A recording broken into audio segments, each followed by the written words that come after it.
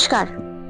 Chittaranjan park বঙ্গীয় সমাজ 2025-এর 10 থেকে 12 জানুয়ারিতে সুবর্ণ জয়ন্তী পালন করতে চলেছে। চিত্তরঞ্জন পার্ক বঙ্গীয় সমাজ আজ সাংস্কৃতিক এবং সামাজিক কর্মকাণ্ডে এক বিশেষ পরিধি অর্জন করেছে। আজ থেকে 54 বছর আগে 25শে ডিসেম্বর 1970-এর এক শীতকালের সন্ধ্যের সময় 16 জন অনুরাগী বাঙালি একত্র হয়ে কালকাজি বঙ্গীয় সমাজের স্থাপনা করেন এবং পরবর্তীকালে যার নামাঙ্কন হয় চিত্তরঞ্জন পার্ক বঙ্গীয় সমাজ। এবং 1973-এর 12 জানুয়ারি ইবিডিপি কলোনি, যার পরবর্তীকালে নামাঙ্কন হয় চিত্তরঞ্জন পার্ক, সেই চিত্তরঞ্জন পার্কের মেলা গ্রাউন্ডে উদযাপিত হয় প্রথম পৌষ মেলা। এই পৌষ মেলা চিত্তরঞ্জন পার্ক বঙ্গীয় সমাজকে কেবল দিল্লি নয়, গোটা ভারতবর্ষে সাংস্কৃতিক এবং সামাজিক স্তরে এক বিশেষ প্রতিষ্ঠা অর্জন করতে সহায়তা করেছেন। দুঃখের বিষয়, সেই 16 জন প্রতিষ্ঠাতাদের বেশিরভাগ মানুষকেই আজকে আমরা হারিয়েছি। তবে কিছু মানুষকে আমরা আজকে আমাদের মধ্যে পেয়েছি। আমার সাথে রয়েছেন শ্রী শান্তি মজুমদার। ইনি কালকাজি বঙ্গীয় সমাজের প্রথম সাধারণ সম্পাদক ছিলেন।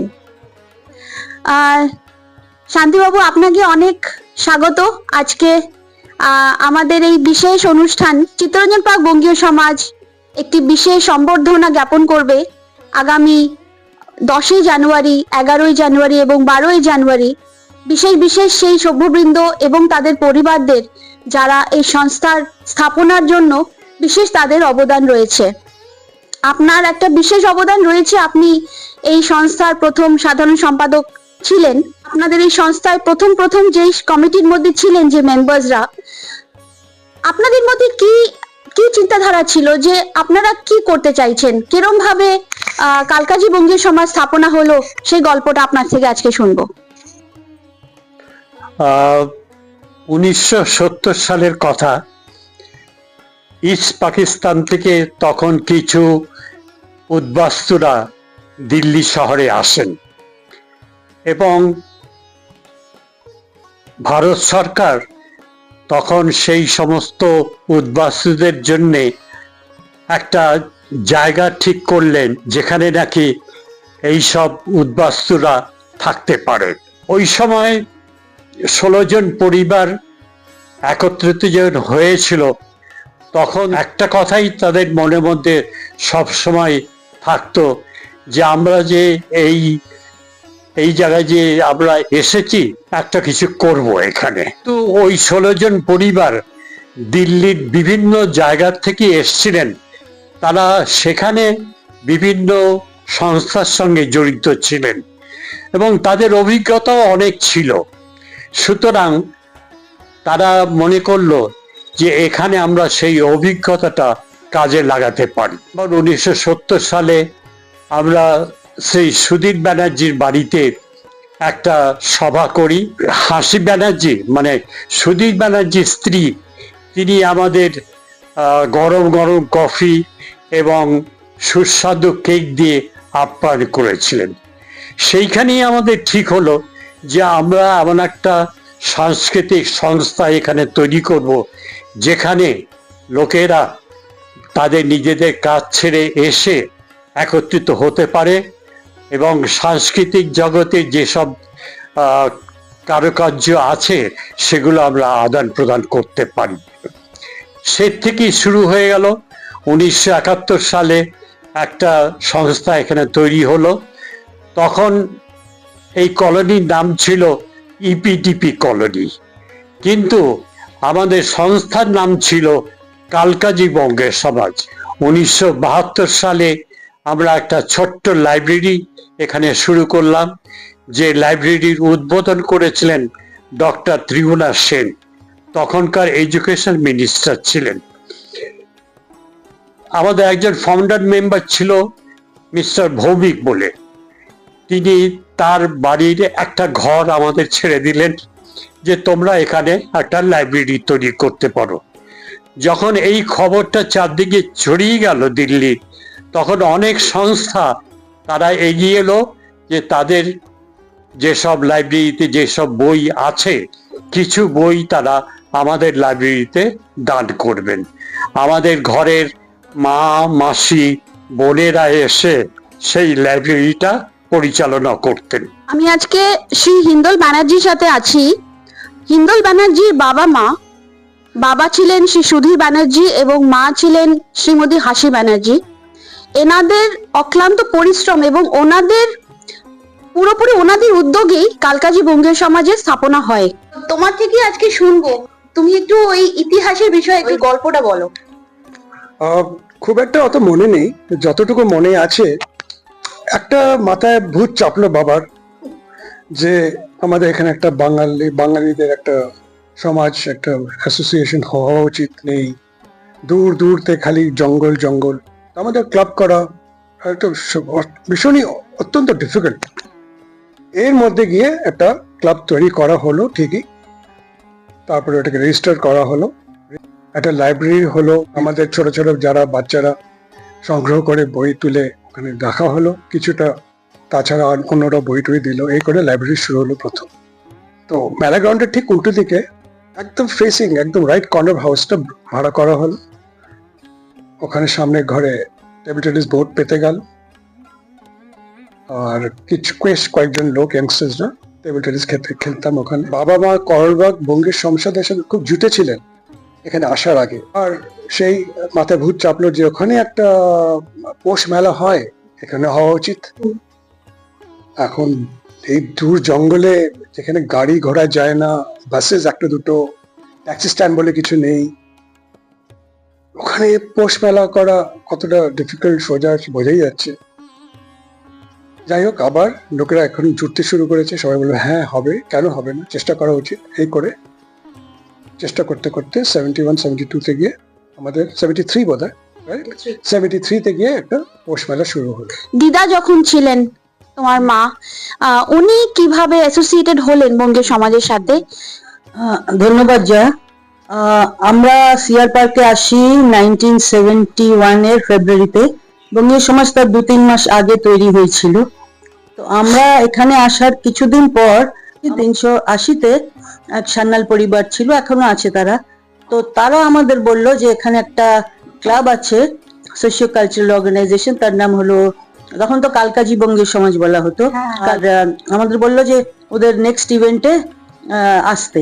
মনোরঞ্জন ভৌমিক আর শান্তিদা, তোমার বাবা শান্তি মজুমদার, এনারা এসেছিল। এসে আমার মাকে বললেন কি শ্রীমতী কি অভিনয় করবে? তো মা বললো যে করতে পারে, তবে খুব বড় রোলও পারবে না করতে।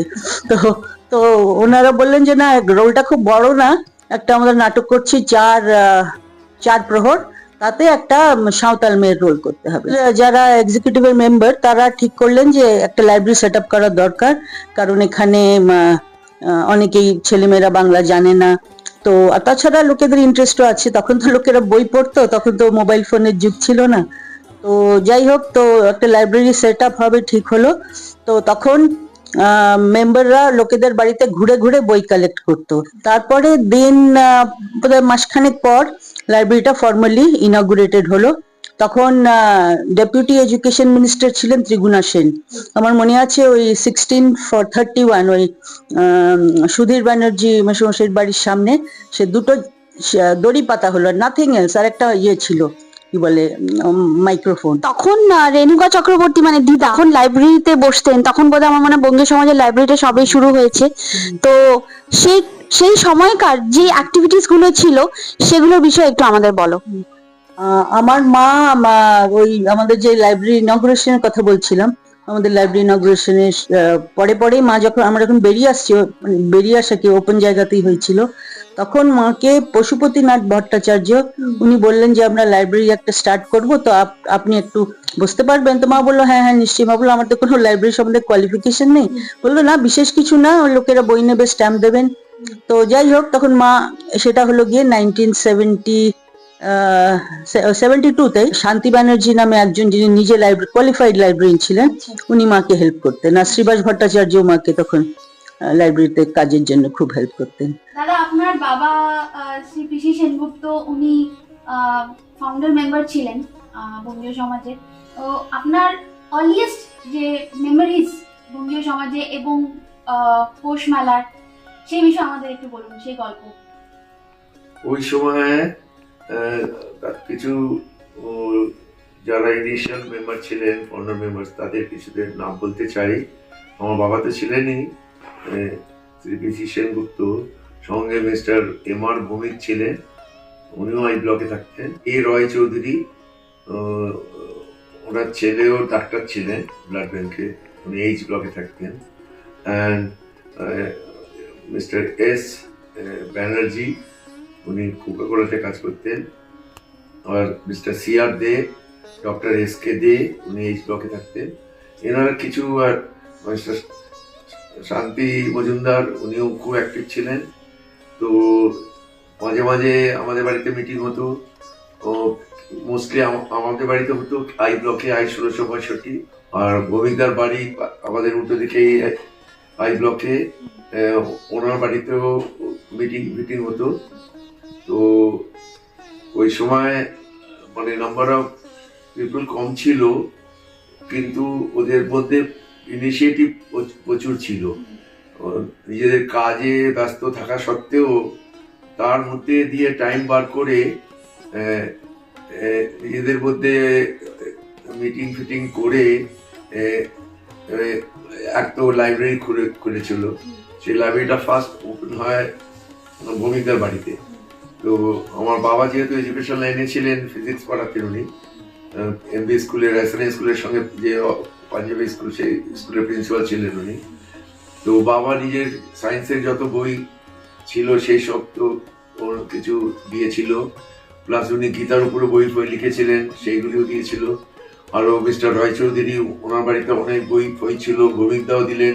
তো এনারা সব ওই কালেকশন করে ভৌমিকদার বাড়ির থেকে ফার্স্ট বঙ্গীয় সমাজের লাইব্রেরি শুরু হয়। তারপরে তো আস্তে আস্তে করে ওই ব্যারাকের মধ্যে, ওটা কি ব্লক ছিল, সি ব্লকই ছিল সেখানে ইনিশিয়ালি। তো ওখানে ডক্টর এস.কে. চৌধুরী ওই সময়, উনিও খুব সার্ভিস দিয়েছিলেন। তো ডক্টর এস.কে. চৌধুরীও ওই সময় প্র্যাকটিস করতেন, খুব নাম্বার অফ ডক্টরসও খুব কম ছিল। উনিও প্রচুর লোকেদের বাড়িতে গিয়েও উনি পেশেন্ট দেখতেন। অনেকের তো ফ্রিতেও করে দিতেন। ওই সময় মানুষের মানে অ্যাটিটিউড আর ওইগুলি একটু অন্য টাইপের ছিল। কিছু জন যে কত কষ্ট করেছে, কত মানে কাজের মধ্যে থাকা সত্ত্বেও রাতে 12টা 1টা অবধিও মিটিং করে সব জোগাড়, টাকা পয়সা যতটুকু হয় জোগাড় ফোগাড় করে সেইভাবে পৌষ মেলা শুরু করে। অমিতাভ দা, আপনার বাবা বঙ্গীয় সমাজের সাথে খুব ওতপ্রোতভাবে জড়িত ছিলেন, তো তখনকার কিছু গল্প আমাদের সাথে একটু শেয়ার করুন। অনেকদিন আগেকার কথা এগুলো, তবে যেটা আমার মনে আছে যে আগে এটা কালকাজি বঙ্গীয় সমাজ ছিল, তারপরে আস্তে আস্তে চিত্তরঞ্জন পার্ক নামে এটা পপুলারাইজ হয়। তো বেশ কিছু বছর পরে এটার নাম চিত্তরঞ্জন পার্ক বঙ্গীয় সমাজ হয়ে গেল। এইটা আগে মেলা গ্রাউন্ডের যে অপোজিটের যে কোণের বাড়িটা আছে, ওখানে এটা আগে ছিল। ওখানে টেবিল টেনিস, ভ্যালি টেনিস সবই খেলাধুলা হতো। এটা আবার এই যে 1914 নম্বরেও ছিল, জে ব্লকেও ছিল। তারপরে ফাইনালি বঙ্গীয় সমাজ ওখানে যেখানে এখন আছে, এখন তো অনেক বড় বিল্ডিং, অনেক সুখ সুবিধা আছে, অনেক ভালোই অবস্থা আছে।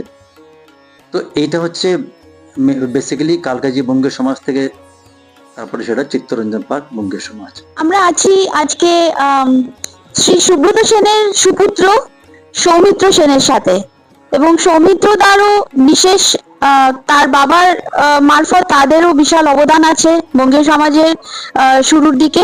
আজকে আমরা সৌমিত্র দার থেকেই শুনবো সেই গল্প। সৌমিত্র দা, তুমি ছোট ছিলে, বাট আমার মনে আছে যে তোমরা খুব বেশি ইনভলভ ছিলে। নিশ্চয়ই আমরা ছিলাম। সেই সময়কার গল্প একটু বলো। তখন আমার তো মানে খুবই কয়েকজন ঘনিষ্ঠ বন্ধু ছিল এখানে, গুল্লু, গৌতম, তারপরে আশিস দাশগুপ্ত, তো আমরা সবাই ওখানে, তবে আমার যে আমার বাবার উনিও মেম্বার ছিলেন এখানে এসে। আমরা তো 1973 না 73 মনে হয় আমরা প্রথম এখানে আসি বঙ্গীয় সমাজে। আর আমরা ঠিক একটি বাড়ি মেলা গ্রাউন্ডের উল্টো দিকে আমরা থাকতাম। বাবা ওখানে ইনভলভমেন্ট শুরু হলো। বাবা খুব এই পাড়াটাকে ভীষণ ভালোবাসতেন। ওনাদের বাড়ির ছাদে বিভিন্ন রিহার্সাল নাটক হতো লাইট লাগিয়ে। ওখানে আমি দেখতাম যে অনিল কাকা আসতেন, তারপরে দীপক রয় মানে ডিরেক্টর শান্তি মজুমদার বাবাকে খুব ভালো করে চিনতেন। উনি খুব ইয়াং ছিলেন তখন। তো বাবাও খুব ওনাকে করতেন, কেন ওনাদের বাড়িটা আমাদের বাড়ি থেকে 3-4টে বাড়ি পরেই ছিল। লাইব্রেরি যখন খোলা হলো আমার বাবা উনি বই পড়তেন, তো অনেক বই প্যাকিং বক্সের মধ্যে ছিল। তো বাবা বললো যে এই আমাদের সুযোগ, সব বই আমি দিয়ে দিই। আর তো ওই বঙ্গীয় সমাজে প্রথম লাইব্রেরি শুরু হলো। আমাদের কারুর লুডো সেট ছিল, কারুর চেসের দাবার দিয়ে হলো, গুটি ক্যারাম বোর্ড গুটি, তারপরে এইসব আমরা দিতে আরম্ভ করলাম। আবার সব ওটা বিকেল বেলা গিয়ে আমরা ওখানে বসে এইসব ব্যাগেডেলি আর এসব খেলা হতো। সৌমিত্রদা, আমার মনে আছে সুব্রত সেনের একটা বিশেষ অবদান ছিল মেমোরান্ডামটা তৈরি করার সময়। তোমার সে বিষয়ে কিছু মনে আছে? হ্যাঁ, আমার মনে আছে। ওটাকে মিস্টার PN ভট্টাচার্য, ওনার সাথে উনি সি ব্লকে থাকতেন, তো উনি মাঝে মাঝে আসতেন আর এই নিয়ে বাবার সময় কেটে যেত। অফিস থেকে এসেই মেমোরান্ডামটা বানানো হবে, তো উনি ওই প্রথম ওরা দুজনে মিলে বসে ওইটাকে পুরো ড্রাফট করা হলো মেমোরান্ডামটা। কোনো চার্জেস ছিল না, কিছু না, নিজে নিজে বসে এঁকে তাকে করে ডেকে ওইটা তৈরি করা হলো। মনের মধ্যে এলো এবং সবাই ঝাঁপিয়ে পড়লো এই ব্যাপারে। এবং 1973 সালে আমরা এখানে প্রথম পৌষ মেলা করি। পৌষ মেলার বিষয়ে তোমার কি মেমোরিজ? তখনকার পৌষ মেলা কেমন ভাবে হতো, কি স্কেলে হতো, তোমার সেগুলো কিছু মনে আছে? দুর্দান্ত ভাবে হতো। আর এটা তুমি বলতে পারো এখন যেমনি এখনো আমাদের যারা অর্গানাইজার্স তারা দারুণ। আর আগে ছিল একটা জিল যে আমাদেরকে একটা আনন্দ করতেই হবে। তখন দেখো কোন রকমের সব মেজর বাড়িগুলো তখন একতলা ছিল, 2-1টা বাড়ি দোতলা ছিল। তো ঠান্ডাটা খুব বেশি পড়তো। তো ওই ঠান্ডার মধ্যে সবে এখন যেমনি বঙ্গীয় সমাজের কিছু হতে গেলে বঙ্গীয় সমাজের একটা বিল্ডিং আছে, ওখানে মিটিং হয়ে যাবে। আগে কে ছিল ওই যে গোনাচোনা 14-15টা বাড়ি, তার মধ্যে ওরাই কখনো যেমনি আমাদের বাড়িতেও মিটিং হচ্ছে, কখনো NC দাশগুপ্তর বাড়িতে মিটিং হচ্ছে, কখনো কোকাকোলা ব্যানার্জির বাড়িতে মিটিং হচ্ছে। তো বঙ্গীয় সমাজ বলতে গেলে কোকাকোলা ব্যানার্জির নামটা না নিলে আর শান্তি মজুমদার মশাইয়ের নামটা না নিলে এটা তো মহাপাপ হয়ে যাবে। এই যে বলছি, আমার অলোক বাগচির নামটাও ভেসে উঠছে। অলোক বাগচিকে ছাড়াও এটা বলা যায় না। তো আগে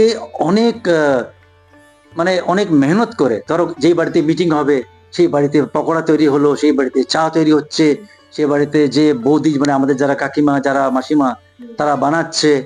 আর একটা যেই পোস্টেই কাজ করুক না কেন, মানে যেরকমই একজন বড় গণমান্য ব্যক্তি হোক না কেন, সে বাংলা ভাষায় কথাবার্তা বলছে। আর ওই ধরনের কথা আমরা মাথা গোজার জায়গা করছি, তো আমাদের এবার একটা মেলা করতে হইব, বললেন। ওই জন্যই ওটার নাম মেলা গ্রাউন্ড। বিরাট লার্জ স্কেলেই হতো। মানে শুনেছি যে অন্যদের থেকেও শুনেছি যে তখন তাম্বুলা হতো, তারপরে অনেক রকম খাবার স্টল হতো, মাসিমা কাকিমারা পুলি পিঠে বানিয়ে নিয়ে আসতেন। মানে তোমার কি মনে পড়ে সেই সময় মেলার কি কি গতিবিধি ছিল, কি কি অ্যাক্টিভিটিস হতো? দেখো, মেলা গ্রাউন্ডটা পুরো বড় ভাবে প্যান্ডেলটা হতো। মানে এখন যেমনি কিছু জিম ফিম হয়ে আছে ওখানে, ওটা সবটা জুড়েই হতো। আর ওই দিকটা ওই যে ML ঘোষালের বাড়ির দিকটা, ওই দিকটা হতো স্টেজটা। তো বড় লাকি ড্র হয়ে একটা তাম্বলা হতো। আর 50% থেকে বেশি জায়গাটা কিন্তু চেয়ার দিয়ে ভরা থাকতো। তো রাত্রিবেলা প্রোগ্রামস হতো। আর যে স্টলের কথা তুমি বলছো যে ওই পাড়ার লোকেরাই, মাসিমারাই যারা আছে তারা সব স্পেশালি আমার মনে আছে মিসেস ব্যানার্জি পাটিসাপটা বানাতেন। আর উনি ওটাই করতেন।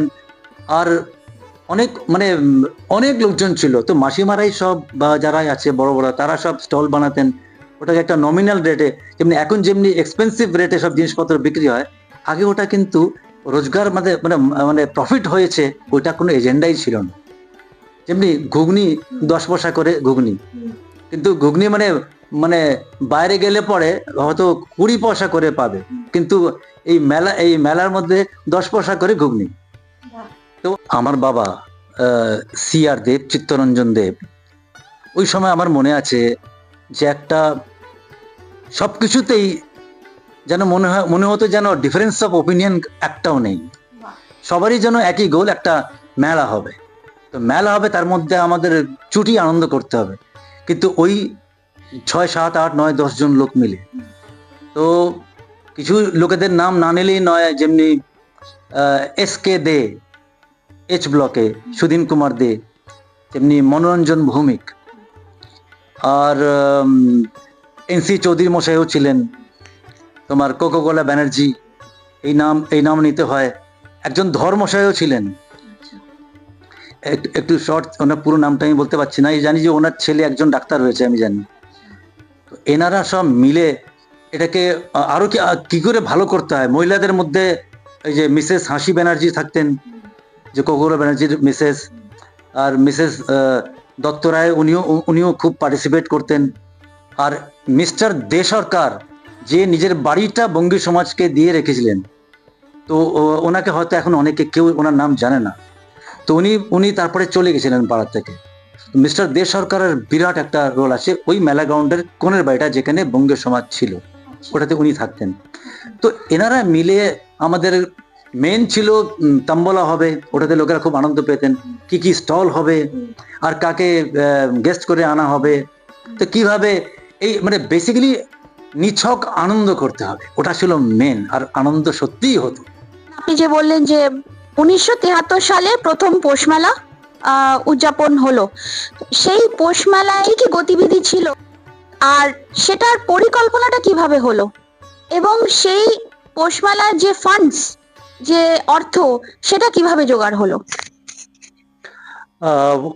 1973 সালে তো প্রথম পৌষ মেলা হলো, কিন্তু তার আগে 2 বছর মানে 71 থেকে 73 অবধি আমাদের বঙ্গ সমাজের অনেক রকমের পরিকল্পনা ছিল, অনেক রকমের অনুষ্ঠান আমরা ওখানে করেছিলাম। এবং প্রথম নাটক আমরা করি 1972 সালে শাস্তি নামে। এর একটা ঘটনা আছে খুব ইন্টারেস্টিং, সেটা হচ্ছে যে তখনকার দিনে দিল্লি শহরে গরমকালে আদি হতো।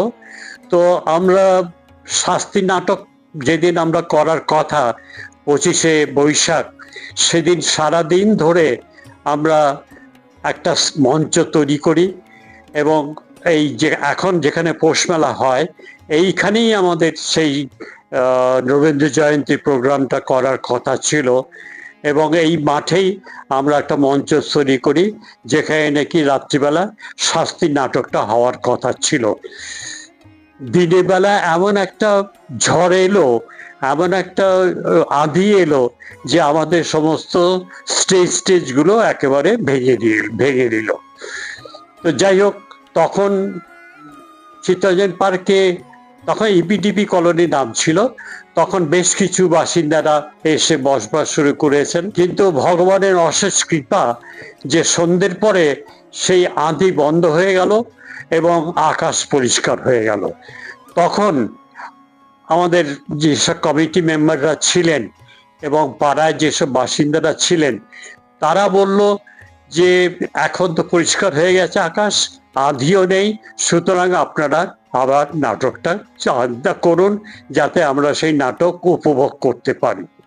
আমরা তড়িঘড়ি করে মঞ্চ তৈরি হলো এবং আমরা সেই রাত্রে শাস্তি নাটক, প্রথম নাটক মঞ্চস্থ করলাম, এবং সেই নাটকে যারা নাকি অভিনয় করেছিলেন তারা সবাই এই চিত্তরঞ্জন পার্কের বাসিন্দারা ছিলেন আর কি। তো তারপরে বেশ কিছু অনুষ্ঠান বঙ্গীয় সমাজ করেছে, যেমন নাকি চ্যারিটি সিনেমা করা। সেই থেকেই আমরা ঠিক করলাম যে ওই ধরনের একটা কিছু জিনিস আমরা এখানে করব। প্রথম পৌষ মেলা যেটা হয়েছিল 1973 সালে, সেখানে পশ্চিমবঙ্গ থেকে প্রধান অতিথির আসন গ্রহণ করেছিলেন অপর্ণা সেন। তিনি এসেছিলেন এখানে, শীতকাল। তিনি প্রথমে বলেছিলেন যে এত শীতে তো আমি দিল্লিতে যেতে পারবো না, কিন্তু আমাদের অনুরোধে তিনি শেষ পর্যন্ত রাজি হয়েছিলেন এবং তিনি এসে সেই মেলা তিনি উদ্বোধন করেছিলেন। স্টল ছিল, নাগরদোলা ছিল এবং অ্যানিমেলস রাইড ছিল এবং বিভিন্ন ধরনের খেলার আয়োজন ছিল। যেসব স্টল ছিল সেই স্টলে আমাদের কলোনির যেসব মহিলারা ছিলেন তারা এগিয়ে এসে তাদের বাড়ির থেকে পুলি, পিঠে, পায়েস এইসব তৈরি করে নিয়ে এসে আমাদের স্টলে তারা বিক্রি করত। আর আমাদের স্টলে আরো ছিল সোনার মুগের ডাল এবং বিভিন্ন বাঙালিদের জিনিস, সেই সমস্ত ওখানে রাখা ছিল। তো প্রথম যে পৌষ মেলাটা হয়, সেই পৌষ মেলাতে দিল্লির বিভিন্ন প্রান্তের থেকে বহু দর্শকবৃন্দরা সেই মেলাতে এসেছিলেন। আমরা আজকে আছি ডক্টর সুবীর দত্ত রায়ের স্ত্রী শ্রীমতী রীনা দত্ত রায় এবং তার মেয়ে শ্রীমতী অনিন্দিতা সেনের সাথে। মাসি, তোমার সাথে বঙ্গীয় সমাজের বিশেষ একটা যোগ আছে এবং তুমি শুরু থেকে, এবং তুমি এবং সুবীর মেশো তোমরা শুরু থেকেই তোমরা জড়িত আছো, সেই বিষয়ে একটু আমাদের গল্পটা বলো। হ্যাঁ, আমরা তো এই যে এখানে বাড়ি করলাম 71-এ, 70-তে বাড়ি করেছি, 71-এ আমরা মুভ করেছি। সেটা প্রথম ফার্স্ট মেম্বার আমরা ছিলাম। ওই সুধীর ব্যানার্জি ছিলেন, মনোরঞ্জন ভৌমিক, আর অনিল রায়, তারপরে মিস্টার হালদার, এই কজন মনে পড়ছে আমার, নতুন শান্তি মজুমদার, আর সবাই কজন মিলেই এটা মানে আরম্ভ হলো। তারপরে তো কিছুদিনের মধ্যেই, তার 1 বছরের মধ্যেই বসে ঠিক করা হলো যে পৌষ মেলা করা হবে। কারণ আমাদের ওখানে করলবাগেতে একটা মেলা হতো, সেটাতে আমরা ছিলাম, দেখেছি আমরা। তো সেটার থেকে আমাদের এখানে করা যায়। তো সেই মেলার প্রথম মেলার যে মিটিংটা, সেটা আমার বাড়িতে এই 97 চেয়ার পার্ক হয়েছিল। আর আমার ছেলে অভিজিৎ, আর এরা তো হোল হার্টেডলি একবারে, অনিল রায়, ওর মেয়েরা 2জন ছিল, আর এই সুনীল ভট্টাচার্যের ছেলেরা কানু, মিন্টু, মিষ্টু, এরা সবাই ইনভলভ ছিল। আর হচ্ছে হিন্দল, সুধীর ব্যানার্জির ছেলে হিন্দল, ও খুব ছিল। তো এইসব ছেলেমেয়েরা ছিল। আর এইভাবে মানে আরম্ভ হলো। প্রথম মেলা প্রথমে কি করা হবে না হবে সবটা ঠিকঠাক করা হলো। তখন আমাদের মহিলাদের নিয়ে, আমরা কজন মহিলা যারা ছিলাম সবাই আমরা তখন ঠিক করলাম যে কিভাবে কি করা যায়। তো আমরা একটা জিনিস করলাম, সোয়েটার বোনার বলা হলো। যে সমস্ত মেম্বারদের বলা হলো তাদের মাপ দেওয়ার জন্য এই মহিলা নিজেরা সমস্ত, আমি চাঁদনি চক থেকে উল কিনে নিয়ে এলাম, সেই উল দিয়ে সব সোয়েটার বোনা হলো। প্রথম বছর সকলকার সোয়েটার সবাই কিনলো, সেটা একটা নতুন একটা জিনিস একটা হলো আর কি।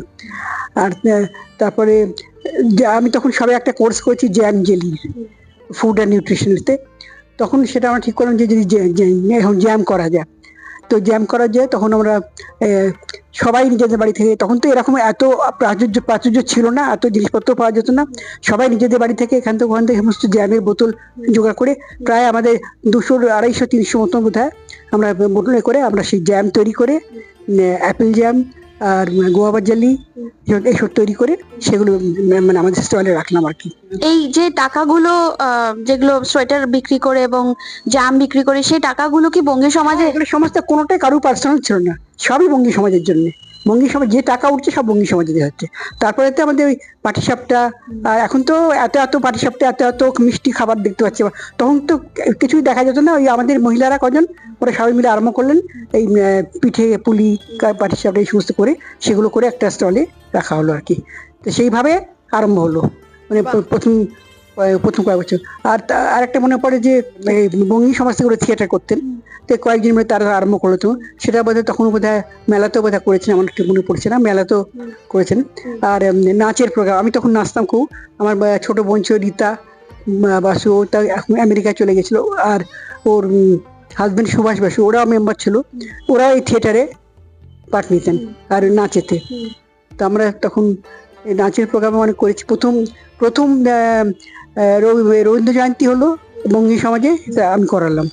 তারপরে দোলের দিনে প্রথম একটা নাচের প্রোগ্রাম হলো বাচ্চাদের দিয়ে, সেটা শান্তি মজুমদারের এতে মানে প্ররোচনায় উৎসাহে যে কিছু বৌদি করান, কিছু করান, তখন আমি আমাদের সেই বাচ্চাদের দিয়ে হোক পিউ আরো যারা ছিল সবাইকে দিয়ে একটা নাচের প্রোগ্রাম করলাম দোলের সব। তো এরকম ভাবে আর কি আমাদের মানে এটা আমরা এত ইনভলভ ছিলাম, এটা আমাদের মানে মনে হতো নিজস্ব একটা মানে অপর্ণা সেনের সঙ্গে আমাদের জানাশোনা ছিল আমার হাজবেন্ডের সাথে। তো ওনাকে আসতে বলা হলো, উনি আবার এসেছিলেন একবার। তারপরে তৃপ্তি তৃপ্তি মিত্র সৌমিত্র বোধহয় তখন ছিলেন, মনে পড়ছে না আমার। তৃপ্তি মিত্র এসেছিলেন, কেন আমার বাড়িতে ছিলেন। পৌষ মেলার একটা বিশেষ আকর্ষণ ছিল তাম্বুলা। এটা দুটো কারণ ছিল। একটা ছিল যে যারা নাকি আমাদের মেলাতে আসতেন তাদের ইনভলভ করা, এবং দ্বিতীয় হচ্ছে যে আমাদের তখন একটা ফান্ড রেজিং এর একটা প্রপোজাল ছিল। সেই ফান্ড রেজিং এর ব্যাপারেও আমাদের একটা তাম্বুলা খেলা হতো। এই তাম্বুলা খেলা সমস্ত দিল্লি শহরে এমনভাবে ছড়িয়ে গিয়েছিল যে দিল্লি শহরের সমস্ত লোকেরা এই পৌষ মেলার জন্য অপেক্ষা করত যে কবে পৌষ মেলা হবে এবং কবে সেখানে তাম্বুলা খেলা হবে। এই তাম্বুলা খেলা শনিবার এবং রবিবার দুদিন হতো। সকাল 10টার সময় শুরু হতো এবং রাত্রি 8টা পর্যন্ত সেই তাম্বুলা চলতো। এটাকে তখন বলা হতো games of skill and games of luck. সুতরাং সবাই খুব উৎসুক হয়ে এই তাম্বুলাতে পার্টিসিপেট করতেন। এই তাম্বুলাতে আর একটা লাভ ছিল যে এখানের থেকে যেসব উদ্বৃত্ত টাকা পয়সা আমরা পেতাম সেটা আমাদের বিল্ডিং ফান্ডের জন্য আমরা ওটাকে রিজার্ভ করে রাখতাম। রাত্রিবেলায় সাংস্কৃতিক অনুষ্ঠান হতো। এই সাংস্কৃতিক অনুষ্ঠানে কলকাতার বিশেষ বিশেষ শিল্পীরা আসতেন এবং তাদের অনুষ্ঠান তারা এখানে পরিবেশন করতেন। এছাড়াও দিল্লিতে বিভিন্ন জায়গা থেকে বিভিন্ন সংস্থার শিল্পীরা এসে তাদের এখানে অনুষ্ঠান করে গেছেন। যাত্রাপালাটা শুরু করে বঙ্গ সমাজই। এটা চিত্তরঞ্জন পার্কে একটা বিশেষ অবদান ছিল যে এখানে যাত্রা পালা করো। যাত্রা শুরু করার পেছনে একটাই উদ্দেশ্য ছিল যে আমাদের বাঙালির সংস্কৃতিটাকে এখানে তুলে ধরা। তখনকার দিনে অনেক যাত্রা শিল্পী মানে দিল্লি শহরে যারা যাত্রা করে এসছেন তারাও ইতিমধ্যে আমাদের কলোনিতে এসে গিয়েছিলেন, এবং যারা নাকি পরিচালক ছিলেন, যাত্রা পরিচালক, তারাও এখানে ততদিনের মধ্যে এসে গিয়েছিলেন।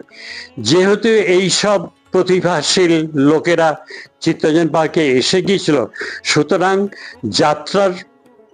যাত্রার যে কাজটা সেইটা খুব পুরোদমে এখানে শুরু হয়েছিল। একদম ঠিক, কারণ 70 তে ক্লাব শুরু হলো, রেভিনিউ জেনারেশনে কোনো স্কোপ ছিল না। একদম ঠিক বলেছেন সন্দীপ কাকু। মেলাতে বিশেষ আকর্ষণ ছিল, মোস্ট অ্যাট্রাকটিভ পার্ট ওয়াজ টম্বোলা। এই টম্বোলা খেলার জন্য যে কত লোক হুড় করে চলে আসতো বলার নয়। আর সবচেয়ে বড় কারণ ছিল তার পেছনে, যাকে আনা হয়েছিল টম্বোলা খেলাবার জন্যে, যে ভদ্রটা আসতেন করলবাগ থেকে। হি was an outstanding personality. Owner diction এত ভালো ছিল, এত সুন্দরভাবে খেলাতেন যে আমরা চিন্তা করা যায় না যে এত ভালোভাবে টম্বোলা খেলানো যেতে পারে। টম্বোলা অন্য জায়গায় হতো, পনশির ক্লাবে হতো, ট্রান্সপোর্টে হতো, বাট কেউ এরকম সুন্দরভাবে খেলাতে পারতো না যেরকম শ্রী কামনাশিস চক্রবর্তী করলবাগ থেকে উনি খেলাতেন। তো বাবার রিকোয়েস্টে, কেন আমাদের বাবার সঙ্গে খুব ভালো পরিচয় ছিল, ওনাকে অনেক কাকুতি বিনতি করে আনা হয়। প্রথমবার আনা হয়, উনি বলেন দাদা আমি একবারই যাচ্ছি, আর যাবো না, আপনি বলছেন বলে আপনাকে মানা করতে পারছি না। কিন্তু এসে এমন উনি একটা ভিড় টানলেন, সে ভিড় টেনে উনি দেখলেন যে এরকম লোক তো কখনো হতে পারে না। তারপর পরবর্তীকালে উনি এলেন, 2-3 বার নিজে করে এলেন, ওনাকে বলা হতো চলে আসতে। আর একটাই ছিল যে বৌদি মানে আমার হাতে মাংস আর মাছ খেতেন বাড়িতে, এটা ছিল ওনার প্রাপ্য। তারপর বলে ওনাদের যখন খেলাতেন তখন শ্রী শান্তি মজুমদার উনি ওনার সঙ্গে বসতেন, উনি ওনার সঙ্গে অনেকটা পিক আপ করেছিলেন। প্লাস আমাদের যে ব্লক একজন ভদ্রলোক ছিল অলোক বাগচি, উনিও অনেক পিক আপ করেছিলেন। তো ওনার যাওয়ার পরবর্তীকালে অলোক বাগচি আর শান্তি কাকু সুন্দরভাবে তাম্বুলাটা খেলিয়ে গেছেন till that awful day and awful year it was band 73 অথবা 74-এ দ্বিজেন মুখার্জিকে আনা হয় free of cost, no money nothing. উনি তো আসতে চাইছিলেন না, কিন্তু আসার পরে এই পরিবেশে গান গেয়ে উনি এত খুশি, উনি তারপর 2 বছর ধরে উনি নিজে এসে চলে গেছেন। কণিকা বন্দ্যোপাধ্যায় এসেছিলেন, কণিকা বন্দ্যোপাধ্যায় ঘুরে গেছেন, আর যাওয়ার সময় ভীষণ খুশি ছিলেন যে এই জায়গাটা এত সুন্দর লাগছে, আমি আবার আসবো। আশিস দা, আপনার বাবা শ্রী ধ্রুবরঞ্জন দাশগুপ্ত, উনি one of the founder members ছিলেন বঙ্গীয় সমাজের। তো আপনার ছোটবেলাকার কি স্মৃতি আছে যখন সেই সময়ে যখন বঙ্গীয় সমাজ সেট আপ হচ্ছিল? এটা হচ্ছে উইথ রেসপেক্ট টু মেলা, পৌষ মেলা, কারেক্ট? তো পৌষ মেলার সময় তখন একটা অদ্ভুত কম্বিনেশন হতো, বঙ্গীয় সমাজ আর পূর্বশ্রী মহিলা সমিতি। এই দুটোর মধ্যে খুব একটা কম্বিনেশন ছিল যে কে কোনটা পার্ট প্লে করবে। আমার মাও ছিলেন অ্যাক্টিভ মহিলা সমিতি, বাবা ছিলেন বঙ্গীয় সমাজে। তো দুজনের মধ্যে খুব আলোচনা হতো, আমরা বাড়িতে খুব শুনতাম এটা করছে, এটা করছে, এই রোল, এই রোল। তো আমরা যখন ছোটবেলা ছিল, আমাদের বন্ধুরা, পাড়া বন্ধুরা, আমাদের জন্য বিরাট একটা অ্যাট্রাকশন ছিল, that was tambola. Not only the game of making money, but যে ন্যারেশনটা করতো সেই ভদ্রলোকে, আমি জানি না সে এখন কোথাও বেঁচে আছেন কিনা, I do not know, but he had a tremendous sense. আমি ওরকম narration of Tambola calling out the numbers I have never heard in my life anymore after that. Paush Mela. আর আমার কয়েকটা মনে আছে। Number 11, he would say, 2 long legs, 1 and 1, the number 11. আর তখন ক্রিকেটের commentary হতো, we used to, listen to the commentary and be able to connect in numbers ভেবে call out করছে। That was very unique, and he had a very deep and a sonorous voice. That was very impactful. আমরা বোধহয়, আমার যত মনে হয়, সেটাই বোধহয় শুনতে যেতাম আমরা। That was a unique thing, আর আমরা ছাড়তাম না। So that was very, very memorable. খাওয়া স্টল তো অত থাকতো না, বাট আমি মার সাথে সকালে কথা বলছিলাম, শি সেড ভেরি ইন্টারেস্টিং যে মহিলা সমিতি থেকে কয়েকজন মহিলারা মিলে পিঠে টিঠে বানিয়ে ওখানে স্টল টল দেওয়া হতো। বাট দ্যাট অ্যাট টাইম, তখন আমরা ছোট ছিলাম, that was never a favourite item. তো যাই হোক, তাম্বোলা ওয়াজ সামথিং উইচ ইজ আনফরগেটফুল।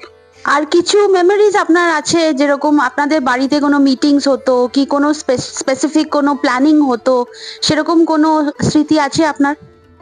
হ্যাঁ, বাড়িতে, আমাদের বাড়িতে হতো। তারপরে হিন্দলে বাবা, যাকে রেফার করাতো কোকা-কোলা ব্যানার্জি, অনিল রায়,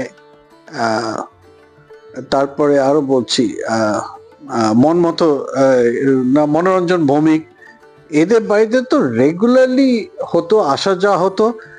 এই মিটিংস গুলো আমার মনে আছে যে মিটিং উইথ ইটিং, ওকে। আর বাবাদের কাছ থেকে সব গল্প শুনতাম যে মিটিং মধ্যে কি কি ইটিংটা হলো। হ্যাঁ, বাট মেলা গ্রাউন্ডে আমাদের ওই 2 দিন আমরা বাড়িতে থাকতাম না, মানে লিটারেলি মর্নিং টিল আফটারনুন বোধহয় আমাদের ওইগুলো হতো। আর ইন্টারেস্টিং আরেকটা থাকতো, লাকি ড্র মধ্যে 1 বছর আমাদের খুব মনে আছে, এক family one an award, first prize, television. ওই সময় television was not so common, আমাদের বাড়িতেও ছিল না, আমাদের লাইনে বোধহয় কারো ছিল না। অ্যান্ড 1 টাকার টিকিট।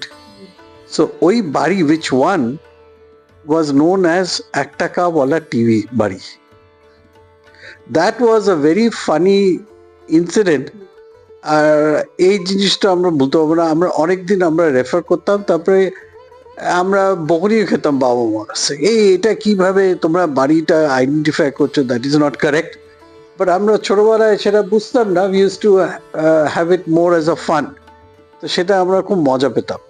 এবং একবার মেলাতে একটা যাত্রা হয়েছিল কংস, এবং এই কংস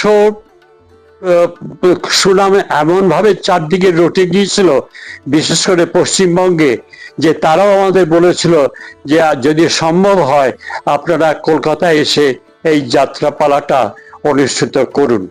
কিন্তু আপনারা তো জানেন একটা যাত্রাপালা করতে প্রায় 60-70 জন শিল্পীর দরকার হয়। তখন বঙ্গ সমাজে কোনো আর্থিক সামর্থ্য ছিল না যে 60-70 জন শিল্পীদের কলকাতায় নিয়ে গিয়ে কোনো যাত্রাপালা ওখানে অনুষ্ঠিত করা।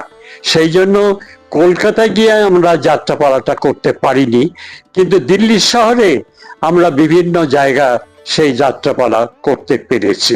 Luckily we had doyens, theatre doyens in amongst us. একজন ছিলেন শ্রী প্রতাপ সেন, বি ব্লকে থাকতেন। ওনার যে অবদান কালকাজি বঙ্গীয় সমাজের তরফ থেকে রিগার্ডিং স্টেজ থিয়েটার, ওটা কোনো তুলনা হবে না। আরেকজন ছিলেন কে ব্লকে মিস্টার সনত লাহিড়ী, উনিও ভীষণভাবে করেছেন। আরেকজন ছিলেন জি ব্লকে থাকতে শ্রী অজয় ভট্টাচার্য। এদের অবদানের কোনো তুলনা নেই। পাঠদা, তোমার বাবা শ্রী এন.সি. দাশগুপ্ত, উনি একজন কর্ণধার ছিলেন বঙ্গীয় সমাজ, কালকাজি বঙ্গীয় সমাজের স্থাপনার সেই সময়। তুমি সেই সময় কিছু গল্প তোমার মনে আছে, আমাদের সাথে একটু শেয়ার করো। সেই সময় মানে অ্যাকচুয়ালি তখন তো 1970 সালে আমরা আসি, সবই খালি ছিল, সব জায়গায় খালি ছিল। প্রথম দুর্গাপুজো হলো 70 সালে, তারপরে এখানে মিস্টার সুধীর ব্যানার্জি, আমরা কৌকলা ব্যানার্জি বলতাম, ওনারা এলেন। বাবা ছিলেন, তো এই অনিল মেশমশাই ছিলেন, বলে একটা ক্লাব করা যাক। তো ক্লাব কিভাবে হবে, যেহেতু আমরা করলবাগে থাকতাম, করলবাগ বঙ্গীয় সংসদ তখন খুব জমজমাট হয়েছিল, তখন বলে তাহলে ওই ধারে একটা ওরই বেস করে একটা ক্লাব করা হোক। তখন করলবাগ বঙ্গীয় সংসদ থেকে আমি যত জানি যে করলবাগ বঙ্গীয় সংসদে তাদের যেটা কনস্টিটিউশন নেওয়া হয়েছিল সেটাকে নিয়ে আসা হলো, সকলে মিশে পড়লো, এই করলো, যা যা চেঞ্জ করা সে করে, তারপর তার নাম হলো কালকাজি বঙ্গীয় সমাজ। পরে সেটা চিত্তরঞ্জন পার্ক হয়ে যায়, কালকাজি বঙ্গীয় সমাজ হলো। তারপরে যাই হোক, ছোটখাটো তখন অনেকে বই দিল, একটা লাইব্রেরি হলো। আমাদের এখানে যে মিস্টার মনোরঞ্জন ভৌমিক ছিলেন, আমাদের পিছনে থাকতেন, ওনার কিন্তু অবদান অনেক আছে। ওনার আমাদের তখন আই ব্লকে একটাই গাড়ি, একটাই টেলিফোন, সেটা হচ্ছে মিস্টার মনোরঞ্জন ভৌমিকের বাড়ি, তো ওগুলি ইউজ করা হতো। তারপরে যেরকম ক্লাব হলে কি হয়, লাইব্রেরি হবে, নাটক হবে, কারণ তখন ওটা তো আমাদের বাবাদের, তো সেই স্পোর্টস ক্লাব নয়, আমরা করতাম স্পোর্টস ক্লাব, কিন্তু বাবাদের তো স্পোর্টস ক্লাব নয়, নাটক করবে, নাটকে সেই হলো। আমাদের বাড়িতে তখন মানে রিহার্সাল হতো, অনেকের বাড়িতেই হচ্ছে, আমাদের বাড়িতে প্রচুর রিহার্সাল হয়েছে। হয়তো করলো, এই করবে কে হবে, হঠাৎ আমাকে ধরলো, এই পারতো, এই তুমি এটা রয়েছো, এটা একটু প্রম্পট করে দাও। তারপর তো দেখলাম আমি রেগুলার প্রম্পটার হয়ে গেলাম ওখানে ওইতে। যাই হোক, এইসব তখন ছোট ছোট বিক্ষিপ্ত ঘটনা। করলবাগে তখন হতো একটা পৌষ মেলা, তখন উনি বললেন যে তাহলে আমরা এখানে জানুয়ারি মাসে করি। তো শুরুতে করলবাগে যারা করতো তাদের থেকে প্রচুর সহযোগিতা পেয়েছিল। কেমন শীষদা আসতেন তখন টাম্বলা খেলাতে, আরো অনেক লোক ওইতে করলবাগ থেকে আসতেন। করতে করতে তারপর তো এদিকেই এসে গেল, তোমার বাবাও টাম্বলার অনেকেই বলেছেন। তবে এইগুলি আস্তে আস্তে এখানে হলো, কিন্তু আমি দেখেছি করলবাগ থেকে শুরুতে প্রচুর লোক আসতো, তারা পার্টিসিপেট করতো ডিফারেন্ট ফর্মে। উর্মিকাদি, তোমার বাবা শ্রী অনিল রায়, উনি পৌষ মেলার একজন বিশেষ কর্ণধার এবং বোধহয় উনি one of the founder members ছিলেন। তো তখন উনি কালচারাল অ্যাঙ্গেলটা, কালচারাল ব্যাপারগুলো, অ্যাক্টিভিটিস গুলো উনি ম্যানেজ করতেন পৌষ মেলার। তো সেই সময়কার তোমার কাছে কি কি স্মৃতি আছে? স্মৃতি বলতে তো অনেক পিছনে চলে যেতে হবে। তো বাবাকে আমি ইন আ নাটশেল বলি, বাবা চিরদিনই আমরা দেখেছি যে কালচারাল সাইডটা নিয়ে বাবা খুব ইনভলভ থাকতেন, নাটক, থিয়েটার, যাত্রা এইসব নিয়েই। তো এখানে আসার পরে যখন মেলাটা শুরু হলো, বাবা was one of the founder members. তো বাবা কালচারাল সাইডটাই, উনি কালচারাল সেক্রেটারিও ছিলেন এটার। তো এখানে প্রথম কালচারাল যেটা আমার যেতটুকুনি মনে পড়ে, খুবই ভালো ভালো, মানে ধর তোর ক্লাসিক্যাল ডান্স, মানে খুবই রিনাউন্ড সেই সময় যে শাশ্বতী সেন, উনিও আমাদের আই ব্লকেই থাকেন, ওই ক্যাটাগরি সব মানে রিনাউন্ড ডান্সার্সরা আসতেন। একবারের কথা যেটা আমি খুব উল্লেখ করতে চাই, মনে আছে খুবই ভালো করে, সেটা হচ্ছে সবিতাব্রত দত্ত এবং গীতা দত্ত, ওনাদের যেটা যাত্রার যেটা ওনার নাটক গোষ্ঠীর নাম ছিল রূপকার। সবাই জানি উনি তো শম্ভুমিত্র, তৃপ্তি মিত্র পরে বেরিয়ে এসে নিজের যেটা রূপকার করেছিলেন। তো ওনাদের একবার ডাকা হলো ব্যাপিকা বিদায়, যতদূর মনে পড়ে আমার। তো ওনারা তো এসেছিলেন এখানে, এবং আমার যতদূর মনে আছে ওই ফার্স্ট টাইম বোধহয় যেটা একটা অডিটোরিয়াম টাইপ করা হয়েছিল। এমনিতে তো টিকিটস থাকতো 3 দিনের, যেটা সিজন টিকিট এন্ট্রি করার জন্য, কিন্তু যেবার এই জিনিসটা হলো, আর একজন শক্তি নাগ বলে, উনিও খুব ডান্স ড্রামার খুব নাম করা ছিলেন, ওনার শক্তি নাগের গ্রুপ অ্যান্ড সবিতাব্রত দত্ত নাটকের গ্রুপ, ওই সময় কি করা হলো, এখানে একটা অডিটোরিয়াম টাইপ করে একটা ওই কানাত দিয়ে ফুল ওটাকে আলাদা করে দেওয়া হলো। এবং যতদূর মনে পড়ে ওইখানে যারা দেখতে চাইবেন ওনাদের জন্য আলাদা করে 20 টাকা করে টিকিট রাখা হলো, কারণ যেহেতু ওনাদের আনা হয়েছিল, আর ফান্ড তো অবভিয়াসলি ওই সময় কোনো পয়সা কড়ির অতই ছিল না, এবং আমরাও সবাই ফ্যামিলির সবাই 20 টাকার সব টিকিট কেনা হলো আর কি। ওটা কিছুটা তো ফান্ড রেজের জন্য, যে ওখানেও আমাদের বঙ্গীয় সমাজ নিয়ে যাওয়ার জন্য। তো যাই হোক, একটা যেটা আমি তোকে মানে স্পেশালি মেনশন করতে চাই, ওই সময় বিরাট, উনি সবিতাব্রত দত্তর তখন সবাই জানি বিরাট নাম, ওনাদের রাখা হলো এখানে আই ব্লকেই একটা বাড়ি, ডক্টর ফণী বাসু, পুরনো লোকেরা চিনবে, ওনার গ্রাউন্ড ফ্লোরটা উনি গেস্ট হাউস সম্ভবত দিয়েছিলেন, তো ওইটা নেওয়া হয়েছিল। যেহেতু বঙ্গীয় সমাজরা ওনাদের ওরকম হোটেলের মতো অ্যারেঞ্জমেন্ট তো দিতে পারবেন না, তো আমি নিজের চোখে দেখেছি, কারণ ওনার অটোগ্রাফ নিতে আমি গেছিলাম। তো খড়ের নিচে, খড় বেছানো নিচে, তার উপরে যেগুলোকে আমরা গদ্দা বলি ওই, এবং ওর উপরে চাদর বেছানো, এবং আমি যখন গেলাম দেখলাম নির্দ্বিধায় সবিতাব্রত দত্ত এবং গীতা দত্ত ওনার ওয়াইফ এবং ওনার যারা আরো ওনার সঙ্গে ছিলেন আরামসে বসে আছেন। ওনাদের ওই শীত, ওই সময় 74 কি 75, আমার ঠিক ইয়ার মনে নেই, ওই সময় আগে পিছে হবে, জানুয়ারি মাসের শীত, আর ওনারা সব কলকাতার লোক। মানে জাস্ট আমার কাছে ওটা একটা অদ্ভুত, যে ওই ক্যাটাগরির একজন লোক, বাবারা বললেন আমাদের কাছে কিন্তু পয়সা নেই, ওনারা নির্দ্বিধায় এসে ওই রকম জায়গায়, ওনারা বোধহয় 2 দিন ছিলেন, 2 দিন কি 3 দিন, আমার ভালো মনে নেই। তো এটা আমার কাছে একটা বিরাট মেমোরেবল জিনিস। তারপরে তো যখন ওনারা স্টেজে করলেন, ইনগ্রেশন যখন হলো, তো উনি নিজে মেকআপ করে রয়েছেন, পরে বাবার কাছে শুনেছি বাবা ওনাকে গিয়ে রিকোয়েস্ট করেছেন যে আপনি প্লিজ একটা গান, আপনার গান দিয়ে ইনগ্রেশন হবে। তো উনি ন্যাচুরালি উনি রেডি ছিলেন না যে এটা, কিন্তু উনি তখন গাইলেন মুক্তির মন্দির সোপানো তলে, মানে তুলনা নেই ওই গান আর ওই গলা, এখনো মানে যারা শুনেছেন, এখনো ইউটিউবে যদি কেউ চায় শুনতে পারে। তো ওই সব স্মৃতিগুলো অদ্ভুত। তারপরে শক্তিনাগের শ্যামা নৃত্যনাটিকা, সে অদ্ভুত ব্যাপার। আর বাড়িতে তো 24 ঘন্টা আমাদের যত যা কিছু মিটিং হচ্ছে, রিহার্সেল হচ্ছে, যারা আসছে, আর বাবার 24 ঘন্টা ওর মধ্যে ইনভলভ। তো আর মা ওই সব নানান সাইজের কাপ, গ্লাস, এগুলো সম্বন্ধে থাকতো, কারণ 20, 25, 30 কাপ চা হচ্ছে বাড়িতে। মানে এইসব স্মৃতিগুলো প্রচন্ড মনে আছে। আর আমরা 3 ভাই বোন, মানে আমরাও এক্সাইটেড তার সঙ্গে। আর মার সাইডটা তো যেটা অনেকেই হয়তো জানে, যে বাড়ির মহিলারা মিলে বাড়ির পুরো সংসারের কাজকর্ম করে, এখন নিজে বুঝতে পারি যে পুরো কাজকর্ম করে তারপরে হিন্দোলদের বাড়ি, মানে হাসি মাসিমাদের ওখানে পিঠে পুলি এগুলো সব নিজেরা তৈরি করতেন। মানে পয়সা আমার এখন মনে পড়ছে না, নারকেল কেনার পয়সা বঙ্গীয় সমাজ দিত নাকি, ওটাও আমরা নিজেরাই মারা জোগাড় করতো, আমার ছোট মনে নেই। ওইখানে বসে শুধু বানানো নয়, মারাই ওখানে দাঁড়িয়ে স্টলে সেটা বিক্রি করা হতো। তো সেই পয়সাটা অবভিয়াসলি সেই ফান্ডিং, মানে ওইসব স্মৃতিগুলো ফান্ডেই যেত, সেই পয়সাটা ফান্ডে যেত। হ্যাঁ, সেই পয়সাটা অবভিয়াসলি ফান্ডেই নিশ্চয়ই যেত। একটা ছোট্ট ঘটনা মা বাবার বলতে পারি, যে বাবা ডক্টর সুদীপ চৌধুরীকে প্রথম বঙ্গীয় সমাজে, বাবার ইচ্ছে ছিল যে মেডিকেল সাইডের একটা কিছু আমি ওখানে করি। সুদীপ কাকু প্রথম বঙ্গীয় সমাজে বসেন, আর বাবা যেখানে কাজ করতেন ওখান ওই যে অফিসে ওখান থেকে নানা রকম এই টেস্টিং করার জন্যে, মানে একটা ল্যাবরেটরি টাইপের ছোট একটা তৈরি হলো এবং সেখানে টেস্ট করা হতো। আচ্ছা। কিন্তু আনফর্চুনেটলি সেটা কেন আর ওটা চললো না, বা ওটা এরপরে মানে বাবা যখন ছেড়ে দেওয়ার পরে।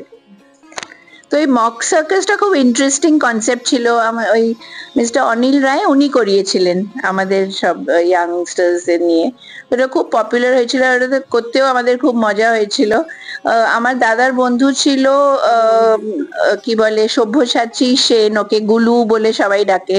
অবুদা, অনিল রায়ের ছেলে, ইন্দলদা, আর তারপরে তো আমরা অনেকে মানে গৌতম, আরেকজন বন্ধু আমাদের, হ্যাঁ আমার দাদা অভিজিৎ, তো আমরা সবাই মিলে এই মক সার্কাসটা খুব মজা হয়েছিল করতে, আর খুব পপুলার হয়েছিল, সবাই খুব এনজয় করেছিল। নমস্কার, আমি প্রদীপ রায়, আর পেছনে যে ছবি দেখছেন উনি আমার বাবা মা। বাবা অনিল রায়, মা চিত্রলেখা রায়। আমরা 1971-এ সিআর পার্কে আসি। তখন ওটা it was popularly known as EPDP colony, East Pakistan displace person colony.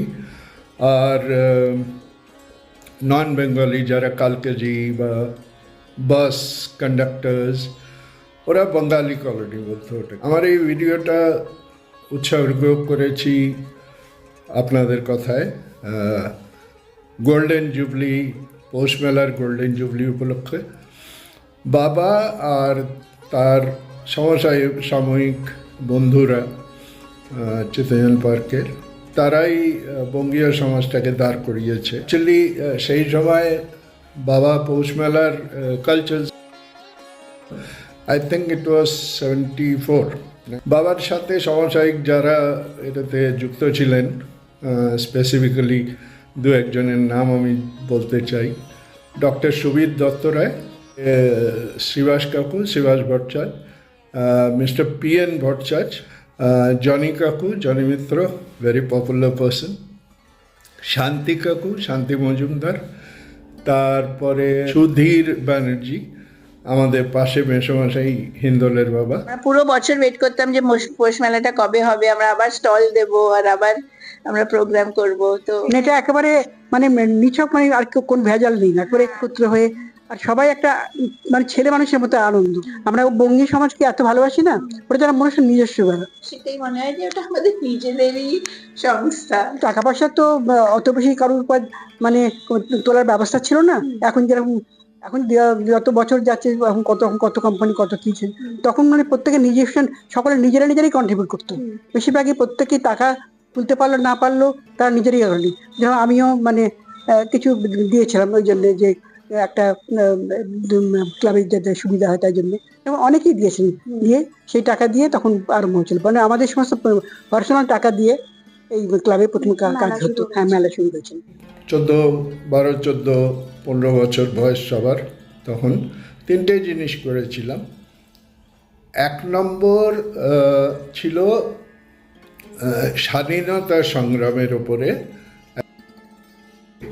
পেছন থেকে কমেন্ট্রি হচ্ছে, বাবা কমেন্ট্রি করছেন, আরও কেউ ছিলেন, আরও অনেকে ছিলেন যারা কমেন্ট্রি করছিলেন।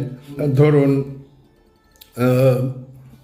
চট্টগ্রাম অস্ত্রাগার লুণ্ঠন, তো সেখানে ছবি এলো, সূর্য সেনের ছবি। তারপরে পেছনে আরও এলো মাতঙ্গিনী হাজরা, সে একটা লিড করছে একটা গ্রুপকে।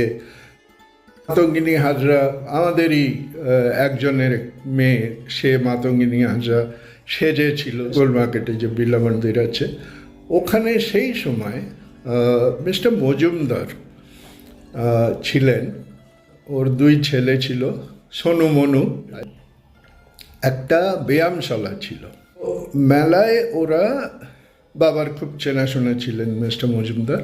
তো ওদের রিকোয়েস্ট করে ওরা একটা স্টেজ শো দিয়েছিল বডি বিল্ডিংয়ের, রাইট। তো সেখানে ডিফারেন্ট রকম মানে বডি দেখানো, ডিসপ্লে বডির ডিফারেন্ট মাসেলস এক্সপোজ, সেইটা ছিল। তারপরে ওয়েটস ওঠানো, ডিফারেন্ট ডিফারেন্ট ওয়েটস ওঠানো। তারপরে লাস্টে একটা ছিল যে একজন, দুই ভাইয়ের একজন একটা লোহার এরকম একটা প্ল্যাটফর্ম, তার মধ্যে লোহা কিল রয়েছে ওটার মধ্যে, ওইটা পিঠের নিচে নিয়ে ওপর থেকে বাইক চলে যাবে, এরকম একটা স্টান্ট ছিল। তো ঠিক এইটার পরে বাবা একটা কনসেপচুয়ালাইজ করলো, খুব ইন্টারেস্টিং অ্যান্ড ভেরি ইউনিক, আমি আজ অবধি দেখিনি ওরম, মক সার্কাস মানে নকল সার্কাস, রাইট? সেটাতে বাবার অফিসে একটি ছেলে ছিলেন আমাদের জীবেনদা বলে, জীবেন সরকার, আরে অদ্ভুত আর্টিস্ট, মানে ওর মতন আর্টিস্ট খুব কম দেখেছি আমি। ও ক্রিয়েট করলো খড়ের হাতি ঘোড়া, আর সেটার মধ্যে আমরা ঢুকে লাইক হোল্ডিং দোজ থিংস, ওগুলোকে ওপরে চড়িয়ে তারপরে আমরা হাঁটছি, ডিফারেন্ট কর্তব্য করছি। তো সেখানে অভিজিৎ দত্ত রায়, মানে ডক্টর দত্ত রায়ের ছেলে, আমার বয়সী, সে সেজেছিল, বুঝতেই পারছেন 14-15 বছরের ছেলে, খ্যাংড়া কাঠি সব। তো ওই জীবেনদাই মেকআপ দিয়ে টিয়ে এরম সামনে এরম মাসেল বের করে আর্টিফিশিয়ালি খড় দিয়ে, তো ও আর কি সেই থার্মোকলের বানানো ওয়েট সেটা লিফট করলো। তো আমি আর মিন্টু একটা কোভিড লড়াই করেছিলাম, সেটা মিন্টুর পুরো মনে আছে। সো এই তিনটে জিনিস খুব আমাদের মনে আছে, জাস্ট মেমোরিগুলো রয়েছে, ভালো ভালো মেমোরিজ। একটা উদ্দেশ্যই ছিল যে আর্থিক অবস্থাটাকে একটু সহজ করার জন্যে, এবং তখনকার যে পৌষমেলা হতো যে মাঠে, সেটা তখন জোনাল পার্ক হিসেবে ছিল, কিন্তু যেহেতু ওটা মেলাটা এত পপুলার হয়ে গিয়েছিল যে সেই জোনাল পার্কের বদলে সেটার নাম হলো মেলা গ্রাউন্ড। শুরুতে না পৌষ মেলাতে সব থেকে বেশি আকর্ষণ ছিল টাম্বোলা, তারপরে ওখানে আসতো ওভার 7, আন্ডার 7। আমাদের মনে আছে যে কি করে জিতে যায়, তখন একজন বলল যে তুই 2 টাকার করবি বাজি, হেরে যাবি, তারপর 4 টাকার বাজি করবি, হেরে যাবি, তারপর 8 টাকার বাজি করবি, তারপর দেখবি জিতে যাবি, তাই 1 টাকা তুই জিতে যাবি, ল প্রবাবিলিটি কাজে লাগা। তো এইরকম সমস্ত কথাবার্তা হতো, মেলা গ্রাউন্ডে হতো, যার নামটা মেলা গ্রাউন্ড ওর থেকেই হয়েছে। এখন একটা নতুন আকারে সেটা নিয়েছে, বেসিক্যালি এটা খাওয়া দাওয়া, কালচারাল এইসব ব্যাপারটাই বেশি জোর দেওয়া হয়েছে। ভারত সরকারের কাছে একটা স্কিম ছিল যে তারা এই কলোনিতে একটা কমিউনিটি সেন্টার তৈরি করবে, এবং তার জন্য একটা জমিও ছিল। তো বঙ্গের সমাজ যেহেতু তাদের নিজস্ব কিছু জায়গা ছিল না, ভারত সরকারের কাছে অ্যাপ্লাই করলেন যে ওই জমির থেকে আমাদের একটা টুকরো জমি দেওয়া হোক, যেখানে নাকি আমরা নিজেদের বিল্ডিং তৈরি করতে পারি। এর মধ্যে আমাদের অনেক কিছু অ্যাক্টিভিটি শুরু হয়ে গিয়েছিল, চ্যারিটেবল ডিসপেন্সারি শুরু হয়েছিল, এবং ডক্টর সেন তিনি এই চ্যারিটেবল ডিসপেন্সারির উদ্ঘাটন করেছিলেন। একটা ল্যাবরেটরি শুরু হয়েছিল, এবং নানান ধরনের চ্যারিটি শো তখন করা হতো, যাতে নাকি একটা ফান্ড তৈরি হতে পারে আমাদের নিজেদের বিল্ডিংয়ের জন্যে। 1984 সালে আমাদের ভারত সরকার সেই কমিউনিটি সেন্টার থেকে একটা টুকরো আমাদের বঙ্গের সমাজকে অ্যালট করেন। তখন ফান্ডের অবস্থা খুবই খারাপ ছিল, কিন্তু তখন চিত্তরঞ্জন পার্কে বেশ কিছু প্রতিবেশীরা এসে গিয়েছেন বিভিন্ন জায়গার থেকে, এবং তারা স্বতঃস্ফূর্তভাবে বঙ্গের সমাজকে সাহায্য করেছিলেন এবং করার প্রতিশ্রুতিও দিয়েছিলেন। তারা বলেছিল যে আপনারা এগিয়ে যান, আমরা আপনাদের পেছনে আছি।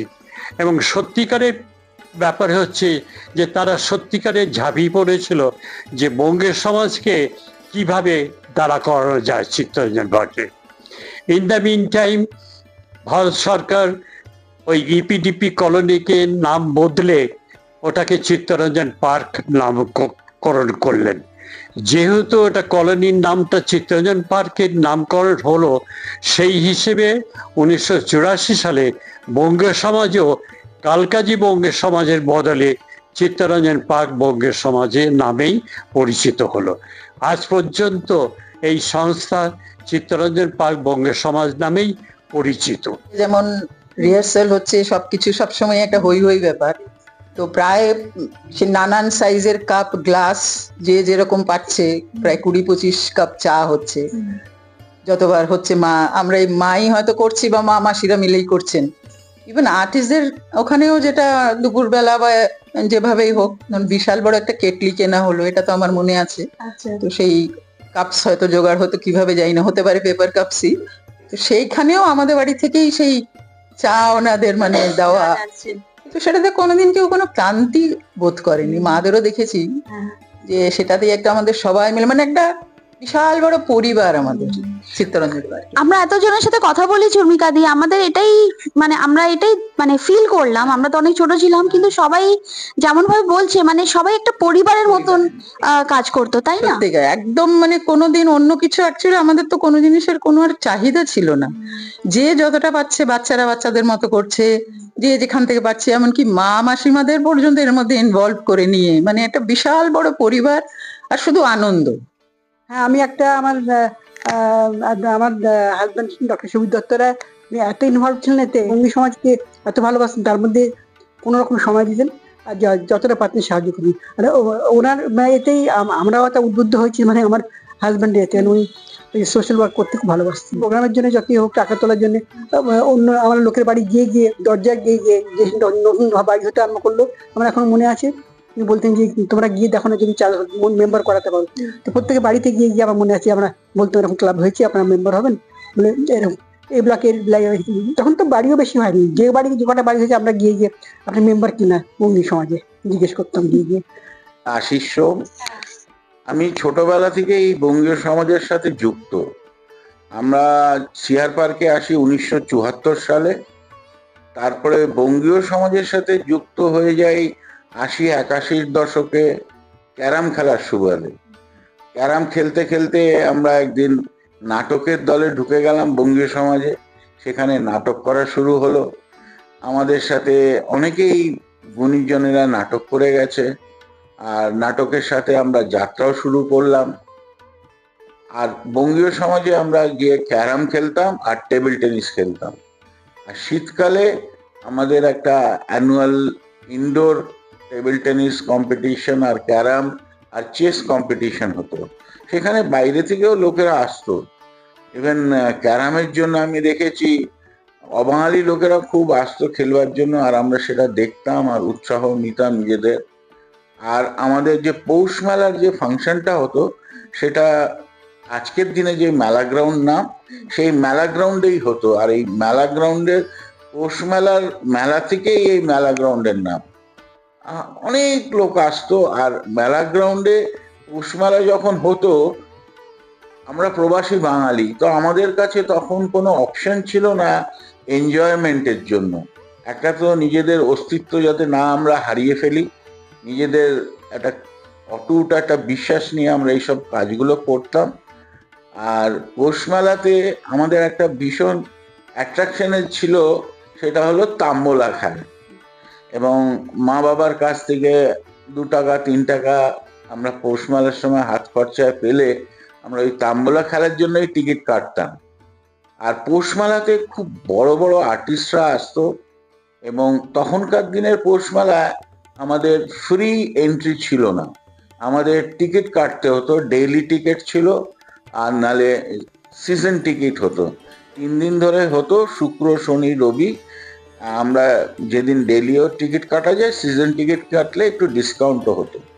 কয়েকবার পৌষ মেলাতে টিকিট কেটে যাত্রাও দেখানো হয়েছে, যাত্রাও হয়েছে। কলকাতার টিম এসছে, দাদা কলকাতার টিম এসে 3 দিন যাত্রা হয়েছে, তার জন্য আলাদা করে টিকিট কাটা হতো। আর পৌষ মেলাটা আমার কাছে এত ছোটবেলা থেকেই আমরা পৌষ মেলার সাথে যুক্ত ছিলাম বলে এই তাম্বলা আন্ডার ওভান লাকি 7 খেলা। আর তারপরে যখন একটু বয়স হলো, তাম্বোলাতে আমরা যখন নিজেরা টিকিট বিক্রি শুরু করলাম, এবং লাস্টের দিকে তো আমি ট্রেজারার ছিলাম, সেই টিকিট বিক্রির কালেকশনগুলোকে ঠিক করে রাখা, তারপরে ব্যাংকে জমা দেওয়া, এই কাজগুলো আমাকে প্রচুর করতে হয়েছে। তবে it is a joint effort, অনেক লোক ছিল এইসব কাজ করার জন্য। আর পৌষমেলার একটা মজা ছিল, আমরা ওই ওয়েট করতাম পৌষমেলাতে কখন পাটিসাপটা, তারপরে মালপোয়া বা আরো যে আমাদের বাঙালিদের সুন্দর সুন্দর খাবার দাবার এগুলো হতো। আর এগুলো সব আমাদের মাসি জেঠিরাই বানিয়ে আনতো বাড়ি থেকে, তারাই বিক্রি করতো। তো আমরা সেখানে যেতাম, আমাদের হয়তো সস্তায় দিত বা অনেক সময় লুকিয়ে এক পিস দিয়ে দিল, খেয়ে চলে এলাম। সেই সব দিনের ঘটনা একদম আলাদা। আমার এখনো কথা মনে পড়ে, মিসেস মাসি বলতাম আমরা, উনি হাসি ব্যানার্জি ছিলেন। আমি অনেক গিয়ে উনি পাটিসাপটা বানাতেন, আর আমরা গিয়ে নিয়ে আসতাম ওনার বাড়ি থেকে এনে। আমাদের যে ক্যান্টিনটা ছিল, বঙ্গীয় সমাজের ক্যান্টিন, সেখানে আমরা রাখতাম। তারপর তখনকার দিনে খুব আমাদের কম ওই ছিল, কিন্তু আনন্দটা ছিল সবচেয়ে বেশি। টাকা পয়সার জন্যই তো আমরা এটা করতাম, যে আমাদের কিছু টাকা সারপ্লাস হলে এটা আমাদের বিল্ডিং ফান্ডে যাবে, তখন একটা সোভেনিয়ারও বার করা হতো। তো এইভাবে আমরা এটা বিল্ডিং কালেকশনের জন্য ড্রাইভ দিয়ে পৌষমেলার সাথে যুক্ত হয়ে অনেক বছর কাটিয়ে দিই। আশিস দা, তারপরে আমার মনে হয় 90 দশকে যখন তোমরা ফুলি অফিসিয়ালি তোমরা পজিশনে এলে, এবং তুমি ট্রেজারার ছিলেন দীর্ঘদিন, তখন বঙ্গীয় সমাজের কি পরিস্থিতি ছিল এবং তখন ফাইন্যান্সিয়াল পজিশনটা কিরকম ছিল? তখন বঙ্গীয় সমাজে কি কি অ্যাক্টিভিটি হতো এবং ফাইন্যান্সিয়ালি তোমরা কিরম ভাবে তোমরা ফান্ড রেজ করতে, এবং তখন বোধহয় বিল্ডিংটা কিছুটা তৈরিও হয়েছে? দেখো, প্রথমে যখন আমি আসি অ্যাজ এ মেম্বার আসি, তখন ফাইন্যান্সটা দেখতো আমাদের জনি দা, আমরা জনি মিত্র ওনার নাম, তারপরে প্রদ্যুৎ ভট্টাচার্য, তারপরে আমি অ্যাজ এ ট্রেজারারশিপ নিই। বিল্ডিংটা যখন স্যাংশন হলো, আমার মনে আছে যে ওই যে আমাদের যে একটা হাটম্যান ছিল অ্যাসবেস্টসের, সেটাকে ভেঙে দেওয়া হলো। কারণ এলএনডিও আমরা যখন এলএনডিওতে আমাদের জমির বিল্ডিং এর প্ল্যান দেওয়া হলো, তো তারা তখন বললো এখানে তো অলরেডি বিল্ডিং রয়েছে। তখন আমরা বললাম ওটা আমাদের একটা টেম্পোরারি স্ট্রাকচার যেখানে আমরা বসি। বললো না, ওই রকম টেম্পোরারি হাটম্যান থাকলে আমরা এই ল্যান্ডটাকে ক্লিয়ার না করলে আমরা কোনো এর মধ্যে ড্রয়িং দেব না, পাস করব না। তখন আমরা ওই হাটম্যানটাকেও ভেঙে দেওয়া হলো। তখন আমাদের শঙ্কর ভান্ডারী, সে আমাদের একটা ত্রিপাল দিল, মানে ওই ঘরটা একটা বানালো ত্রিপাল দিয়ে, যাতে আমরা আমাদের যে চেয়ার টেবিল ছিল সেখানে বসে আমরা ওই শঙ্করদার দেওয়া ত্রিপাল দেওয়া ঘরে বসতাম আমরা। এবং যা আমাদের ডেইলি অ্যাক্টিভিটি হতো, সন্ধ্যাবেলা আসা, একটা টাইপরাইটার ছিল, সেই টাইপরাইটারে কোনো চিঠি টাইপ করা, আর এক দুজন একটা ফ্রিজ দিয়েছিল, সেই ফ্রিজটা তো আর চালানো হতো না, ওটাকে আমরা আলমারি হিসেবে ইউজ করতাম। সেই আলমারির মধ্যে চায়ের কাপ, চা পাতা, এগুলো সব রাখা হতো। তো ওইভাবেও আমরা অনেক বছর কাটিয়ে দিই।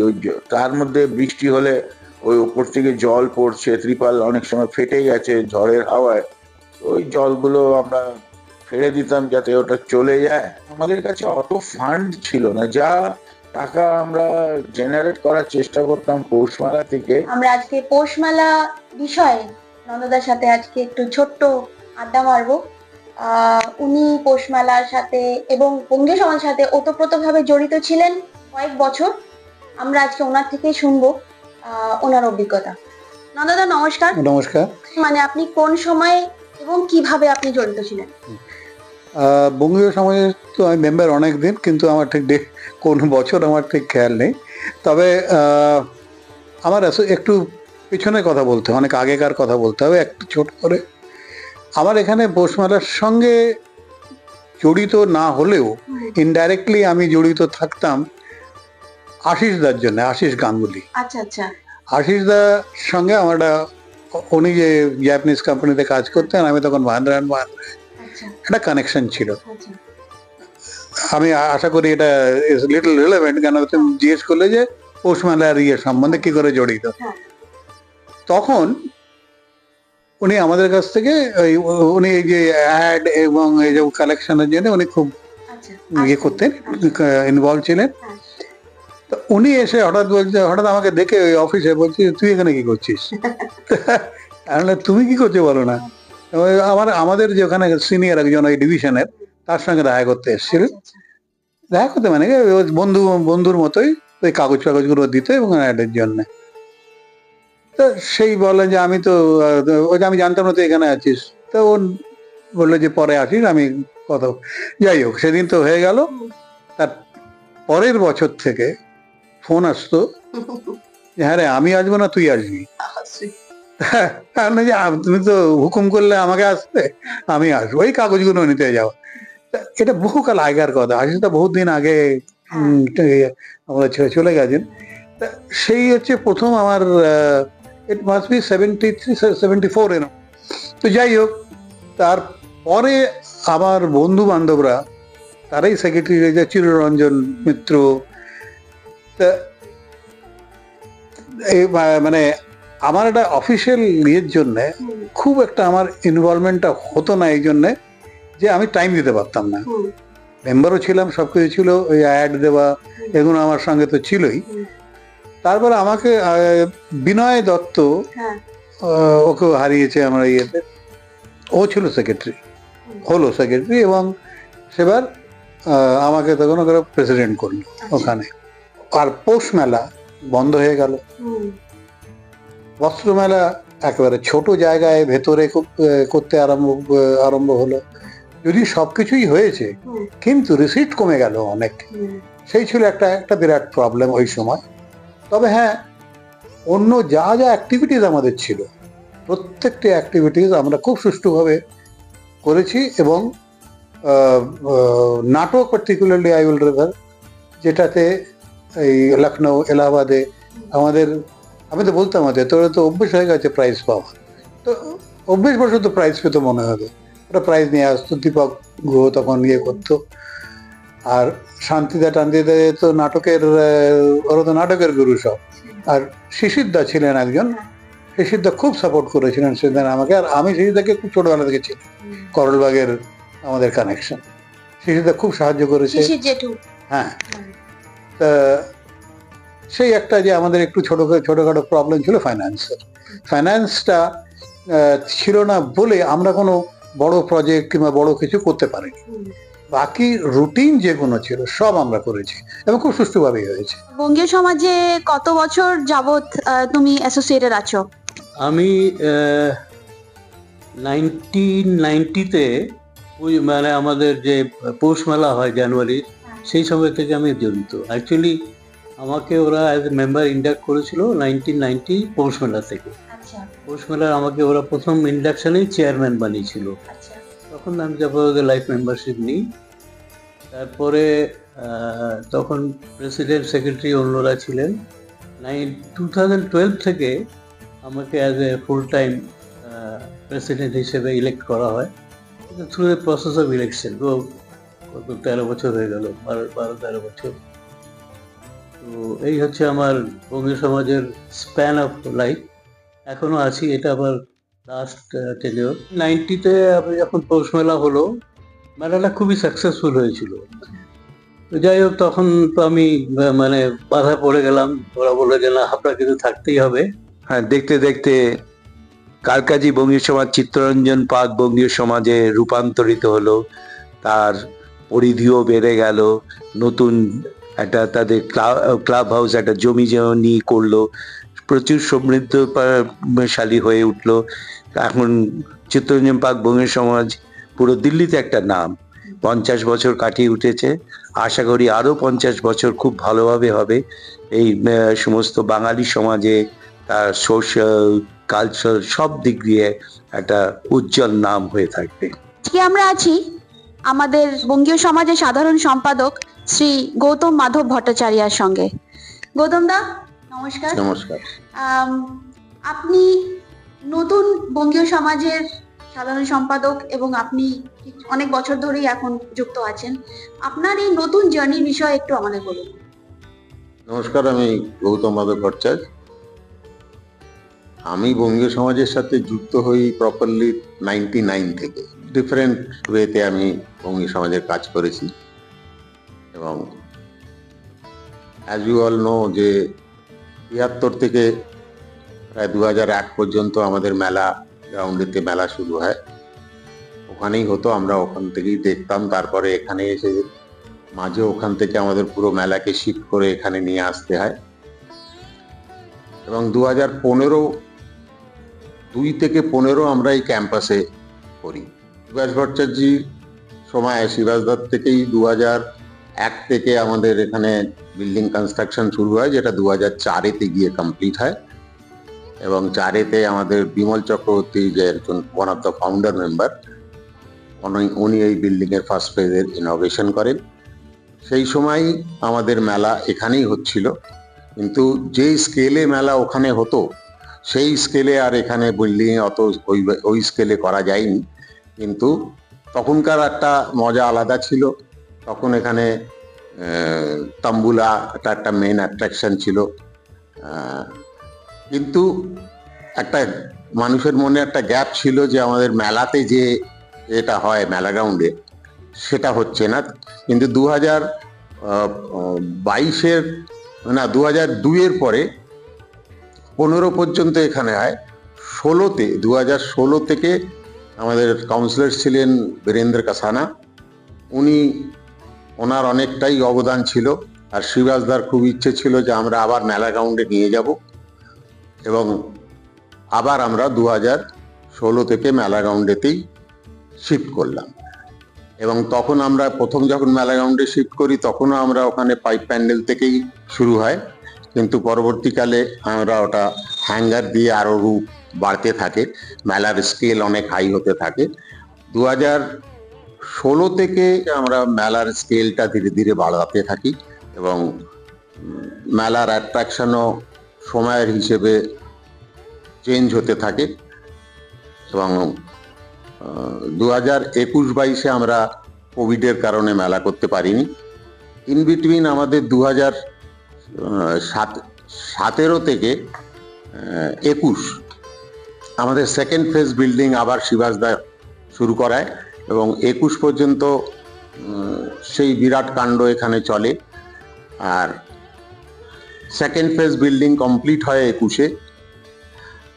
তারপরে ওখানে মেলা আমাদের যখন হচ্ছিল কোভিডের আগে 20 অবধি, 20 থেকে আমরা অ্যাকচুয়ালি মেলাতে কিছু বঙ্গীয় সমাজের জন্য সারপ্লাস পাওয়া শুরু হয়। তার আগে পর্যন্ত মেলা ম্যাচিং সেভিং হিসেবেই চলতো এবং আমাদের মেন উদ্দেশ্যটা ছিল যে মেলা আমরা শিবাসদা সকলেই চাইতাম যে মেলা ওখানেই হোক এবং সিআর পার্কের ম্যাক্সিমাম লোক যাতে ওতে ইনভলভ হয় এবং কালচারাল ইভেন্ট যত রকমভাবে লোকে চায় সেটা যেন আমরা করতে পারি। কিন্তু সাথে সাথে বিল্ডিং এর রেসপন্সিবিলিটিও, বিল্ডিং এর যে কনস্ট্রাকশন কস্ট ইত্যাদির যে আমাদের লাইবিলিটিস বাড়তে থাকে, সেই জন্য সারপ্লাস করাটাও একটা বিরাট কেন্দ্রবিন্দু হয়ে যায় এবং ফাইনালি 2021-22-এর পর এটা বাম্পার সারপ্লাস আসা শুরু হয় এবং আমাদের প্রোগ্রামেরও অনেক হাই বৃদ্ধি হয় এবং সেই থেকেই আমরা এটা সম্ভব হয়। মেনলি আমাদের ইভেন্ট হলো বস্ত্রমেলা আর পৌষ মেলা, এটাতেই আমাদের সারা বছর আমাদের ইনস্টিটিউশন চলে এবং আমাদের অন্যান্য স্কলারশিপ বলুন, অন্যান্য কালচারাল প্রোগ্রাম, রবীন্দ্র জয়ন্তী থেকে নিয়ে সারা বছর যে আমাদের সাংস্কৃতিক অনুষ্ঠানগুলো চলে সেগুলো করা সম্ভব হয়। তার ফিনান্সটা আমরা সম্ভব করতে পারি এই ফান্ড থেকেই। আমরা উইদাউট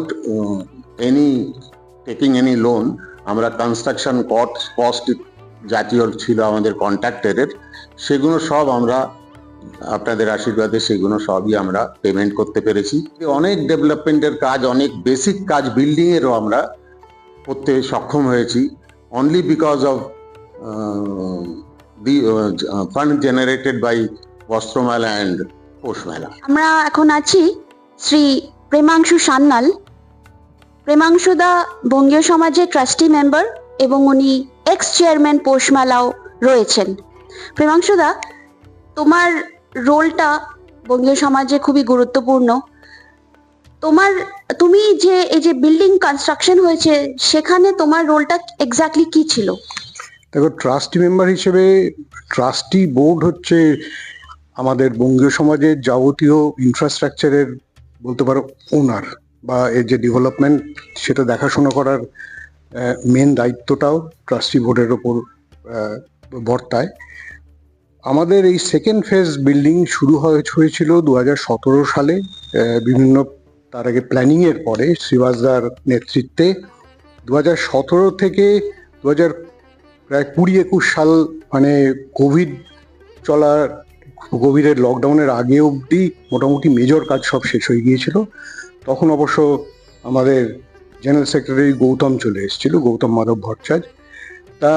কিন্তু তারপরে লকডাউন এসে যাওয়ার জন্যে আমাদের টেকনিক্যালি বিল্ডিং কনস্ট্রাকশন শেষ হয়ে গেলেও বহু কাজ বাকি ছিল, যে কাজগুলো এখনকার যে আমাদের এক্সিকিউটিভ কমিটি আছে তাদের নেতৃত্বে এবং ট্রাস্টি বোর্ডের সহযোগিতায় অনেক কাজ তারপরে সম্পন্ন করা হয়েছে। তার মধ্যে যদি সেগুলো বলতে হয়, মেজরলি আমাদের যে বেসমেন্ট হল, যেটা এক্সটেন্ডেড বেসমেন্ট হল হয়েছে, তার ফুল ফলস সিলিং করে অ্যাডিকুয়েট এসি লাগিয়ে এবং ওটাকে আরো বিউটিফাই করে সত্যিকারের লোকের ইউজ করার জন্যে রেডি করা, এবং সেটা এখন বোঝাই যাচ্ছে যে সেটা খুব জনপ্রিয় হয়েছে, কারণ ওটার বুকিং মারাত্মক বেড়ে গেছে। এছাড়া আমাদের হয়তো অনেকেই জানেন না যে আমাদের এই বিল্ডিংয়ে, আমাদের সমাজ বিল্ডিংয়ে অনেকগুলি মেম্বার্সদের ব্যবহার করার জন্যে, যেটা তারা তাদের বাড়ির জন্য ইউজ করতে পারেন, কেউ কখনো কোনো অনুষ্ঠান ছোটোখাটো হলে অনেক মেম্বার্স রুম আছে। সেই মেম্বার্স রুমগুলোর অবস্থা খুব একটা ভালো ছিল না, সেগুলোর টোটাল রিনোভেশন করে মেম্বার্স রুমের বাথরুম এবং সমগ্র বিল্ডিংয়ে, আমাদের সমাজের বিল্ডিংয়ে যত বাথরুম আছে তার টোটাল রিনোভেশন করা হয়েছে এবং মেম্বার্স রুমেরও অনেক বিউটিফিকেশন করা হয়েছে। এখন এই ঘরগুলো সত্যিকারের খুব ভালোভাবে লোকে ইউজ করতে পারে, এবং সেটাও আমরা বুঝতে পারছি, কারণ এগুলোর বুকিং আজকাল খুব পাওয়াটা প্রায় শক্ত হয়ে যাচ্ছে আরও। এছাড়া দেখো, এই আমাদের বিল্ডিংয়ের চারপাশে আগে হয়তো তুমিও দেখে থাকবে যে কাঁচা রাস্তা ছিল, সেই রাস্তাটাকে পুরো পেভ করে এখন পাকা রাস্তা করা হয়েছে। এক্সটেন্সিভ ফায়ার ফাইটিং সিস্টেমের কাজ করা হয়েছে, টোটাল সিস্টেমটাকে অনেক আপগ্রেড করা হয়েছে। ফায়ার এসকেপ এখন আমাদের সবকটা ফ্লোর থেকে ফায়ার এসকেপের জন্যে অ্যাডিকুয়েট চওড়া সিঁড়ি করা হয়েছে একদম নিচে অবধি, এবং সেগুলো আমাদের অলরেডি ফায়ার ডিপার্টমেন্ট থেকে ইন্সপেক্টও করে গেছেন, এবং আমরা খুব শিগগিরই হয়তো final clearance of fire for the entire old and new building সেটাও আমরা খুব শিগগিরই পেয়ে যাব। এরপরে আমরা অডিটোরিয়াম মানে মাল্টিপারপাস হলের কাজও শুরু করে দিয়েছি। মাল্টিপারপাস হলের স্টেজ এক্সটেনশন এবং তার রিনোভেশন বলা যায়, সেটা এখন অলরেডি চলছে, এবং খুব শিগগিরই আমরা বাদবাকি যে অ্যাকোয়াস্টিক সিস্টেমটা সেটার কাজও শুরু করব। অর্থাৎ প্রচুর কাজ হয়েছে, এবং সকলের সহযোগিতায় আমরা এখন বলতে পারা যায় যে আমাদের কনস্ট্রাকশনের প্রায় শেষ পর্যায়ে এসে পৌঁছেছি, এবং অডিটোরিয়াম, আমাদের মাল্টিপারপাস হল কাম অডিটোরিয়ামের কাজটা শেষ হয়ে গেলে এটাকে আমরা রেগুলার ইউজের জন্য খুলে দিতে পারবো। আর একটা সব থেকে গুরুত্বপূর্ণ কথা হচ্ছে, এই যে পুরো কনস্ট্রাকশন যে কাজ করা হয়েছে বা এখনো হচ্ছে, সেটা কিন্তু কোনো রকম মানে কোথাও থেকে কোনো লোন না নিয়ে, এবং এর পুরো যে টাকাটা আসছে সেটা প্রাইমারিলি আসছে আমাদের গত বেশ কয়েক বছরের বস্ত্র মেলা এবং পৌষ মেলার থেকে আমরা যে উদ্বৃত্ত অর্থটা পাচ্ছি তার থেকে। অর্থাৎ এই দুটি মেলা, তার যে সাকসেস, সেটা আমাদের এই হোল বিল্ডিং কনস্ট্রাকশন এবং রিনোভেশন বা অন্যান্য কাজ চালানোর জন্য প্রচণ্ড গুরুত্বপূর্ণ। আমরা বঙ্গীয় সমাজের কালচারাল ব্যাপারগুলো বেশ কিছুটা সবার থেকে আমরা জেনেছি। বঙ্গীয় সমাজের একটা সোশ্যাল, একটা বিশাল বড় একটা কর্মকাণ্ড চলে, সেই বিষয়ে যদি আমাদের সবাইকে একটু বলেন। জয়, হ্যাঁ, এটা বঙ্গীয় সমাজের আর একটা বিরাট দিক। দেখো, আমাদের সবাই জানে বঙ্গীয় সমাজের লাইব্রেরির কথা, এটা নিয়ে আর বেশি বলবো না, শুধু এইটুকুই বলার আছে যে লাইব্রেরিটা এখন বিশাল আকারের হয়েছে। মেলার সময় লাইব্রেরির থেকে বেশ কিছু বই বিক্রিও করি, পুরনো বই, যেটার রেসপন্স প্রচণ্ড ভালো। এছাড়া আমাদের এখানে বছরে একাধিক, অন্তত দুবার করে হেলথ ক্যাম্প করা হয়, যার মধ্যে লাস্ট যে হেলথ ক্যাম্পটা হয়েছে সেটায় বিরাট আকারে হেলথ ক্যাম্প করা হয়েছে, এবং সেই হেলথ ক্যাম্পে বহু লোক মানে তার সুযোগ সুবিধাও নিয়েছেন। এছাড়া আমি যদি আমাদের হেলথের দিক থেকে যদি এরপরে আমাদের স্পোর্টস ইনিশিয়েটিভ কথা এই ব্যাপারে কিছু বলি, আমাদের সমাজ ভবনে অলরেডি যে জিমনাসিয়ামটা আগে ছিল সেটা এখন টোটালি রিনোভেট করে এবং অনেক ভালো ইকুইপমেন্ট এবং ট্রেনার দিয়ে জিনিসটাকে আরও অনেক বেশি ইউজফুল করে তোলা হয়েছে আমাদের সমাজের কাছে। এবং এছাড়া আমাদের একটা বিরাট ক্যারাটের ইনিশিয়েটিভ নেওয়া হয়েছিল, এবং আমাদের একটা পুরো ক্যারাটে ক্লাসের জন্য একটা হল ডেডিকেটেড রয়েছে। এবং আমাদের এখানকার যে বাচ্চারা যারা ক্যারাটে শেখে তারা শুধু মানে লোকাল লেভেলে নয়, মানে স্টেট এবং ন্যাশনাল লেভেলেও অনেক প্রাইজ নিয়ে এসছে, এবং মানে এটা একটা খুব উল্লেখযোগ্য ইনিশিয়েটিভ বঙ্গীয় সমাজে। এবং আর অন্যান্য বহু কিছু আছে, কিন্তু তার মধ্যে সব থেকে বড় যেটা আমার মনে হয় না বললেই হবে না, সেটা হচ্ছে যে আমাদের বলতে পারো একদম ফ্ল্যাগশিপ ইনিশিয়েটিভ, সেটা হচ্ছে আমাদের রেমিডিয়াল ক্লাসেস। 2015 সালে শ্রীবাসদা মানে শ্রীবাস ভট্টাচার্য লেডিজ উইং বঙ্গীয় সমাজের এটা পত্তন করেন, এবং তখন সেই লেডিজ উইংটা শুরু হওয়ার পরে 2016 সাল থেকে লেডিজ উইংয়ের মেম্বাররা একটা বিরাট নিজের থেকে ইনিশিয়েটিভ নিয়ে রেমিডিয়াল ক্লাসেস শুরু করে। সেই রেমিডিয়াল ক্লাসে বিভিন্ন আমাদের পার্শ্ববর্তী এলাকার যারা একটু ইকোনমিক্যালি উইকার সেই ধরনের বাচ্চাদের শেখানো হয়, মানে পড়াশুনোটা আরও যাতে ভালোভাবে করতে পারে, এবং তারা এখন রিয়েলি খুব ভালো করছে। আজকে 16 থেকে 24 মানে 8 বছর হয়ে গেল সেটা চলছে। এখন আমাদের প্রায় 75 জন মানে বাচ্চা ওই ক্লাসগুলোতে রয়েছে, প্রায় 22-23 জন টিচার তাদের রেগুলার এসে ভলেন্টারি সার্ভিস হিসেবে তাদের শিক্ষিত করে তুলছেন। আর সব থেকে গুরুত্বপূর্ণ কথা হচ্ছে যে আমাদের যে লকডাউন পিরিয়ডটা গেছে সেই সময়ও কিন্তু এই ক্লাস বন্ধ থাকেনি, তখন অনলাইন মোডে আমরা এই ক্লাসগুলো চালিয়ে গেছি। মানে মিনিস্ট্রি অফ কর্পোরেট অ্যাফেয়ার্সে নিজেদের রেজিস্টার্ডও করেছি, এবং এখন আমাদের সেই রেজিস্ট্রেশনের ফলে আমরা বিভিন্ন কর্পোরেটের সঙ্গে তাদের সিএসআর ইনিশিয়েটিভগুলোতেও কাজ করার জন্য সক্ষম এবং অলরেডি করতে আরম্ভ করেছি। ভরতনাট্যম এবং কত্থক এই দুটো ক্লাস চলছে, তারপরে রবীন্দ্রসঙ্গীত এবং আরও অন্যান্য রকমের গান শেখানোরও মানে একটা উইকলি একবার বা দুবার করে ক্লাস হয় এখানে।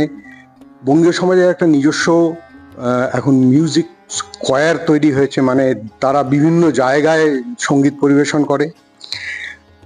এছাড়া আমাদের আরেকটা জিনিস বোধহয় একটা নস্টালজিক ব্যাপার ছিল যে এই আমাদের বিশেষ করে লকডাউনের পর থেকে আমাদের ক্যারামটা বন্ধ হয়ে গিয়েছিল, মানে ক্যারাম খেলাটা এখানে আর হতো না, কিন্তু বহু লোকই চাইতো যে সেই ক্যারাম খেলাটা আবার যাতে রিভাইভ করা যায়। আমরা রিসেন্টলি সেটা আবার শুরু করেছি এবং আবার রেগুলার বেসিসে লোকে এখানে ক্যারাম খেলতেও আসছে।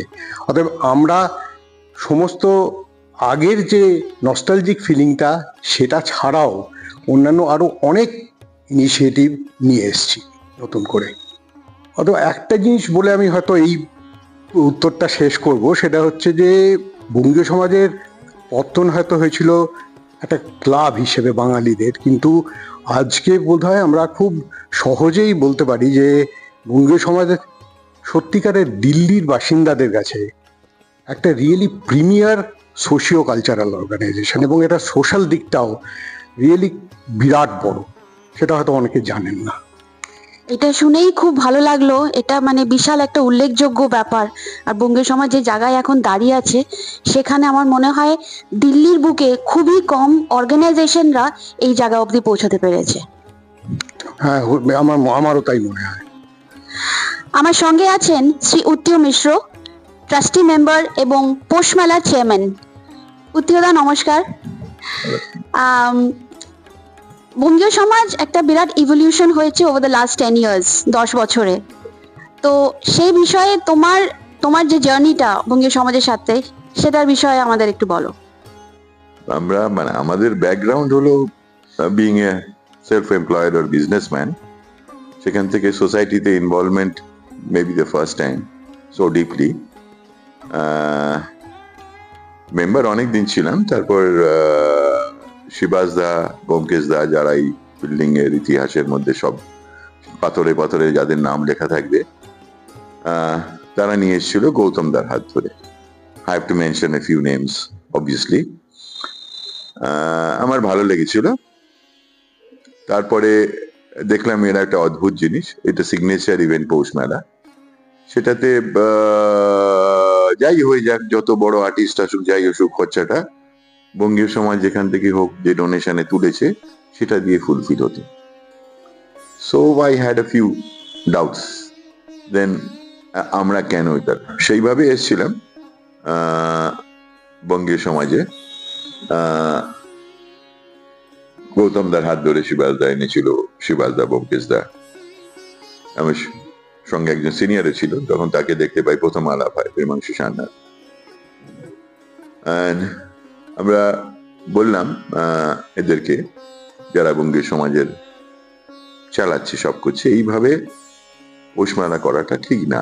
একটা project like a project, it has to have its own profit, own surplus.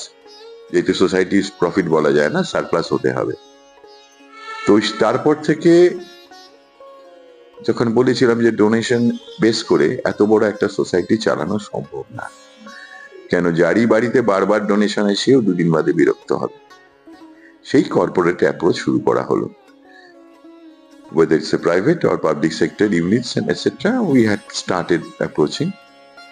তারপরে তারা আস্তে আস্তে ইনভলভ হতে হতো। তখন বঙ্গীয় সমাজকে কেউ চেনে না, এরম একটা সিচুয়েশন ছিল। তখন খুব অসুবিধা হতো তাদেরকে জানাতে, কেন বঙ্গীয় সমাজ, কেন পৌষ মেলা, পৌষ মেলার মানে কি। রবীন্দ্রনাথকে ডেকে আনলে অনেকে আবার রবীন্দ্রনাথ চিনতে পারে না। এইসব ফেজের মধ্যে দিয়ে এখন যেটা দাঁড়িয়েছে, যে আজকে বঙ্গীয় সমাজের নাম বললে they know it's a premier socio cultural organisation. আর আমাদেরও সেইভাবে সেই সুগম পথটা সুগম ছিল না, এখন অনেক বেটার, যে আমরা এখন বছরের পর বছর সারপ্লাসে যাই, কখনো বেশি কখনো কম, সেটা আলাদা ব্যাপার। আই থিঙ্ক 2019 থেকে এই প্রথম সারপ্লাস শুরু হয়েছিল। আর I don't say that is anybody's achievement, এটা পুরো টিম এফার্ট, মানে from starting from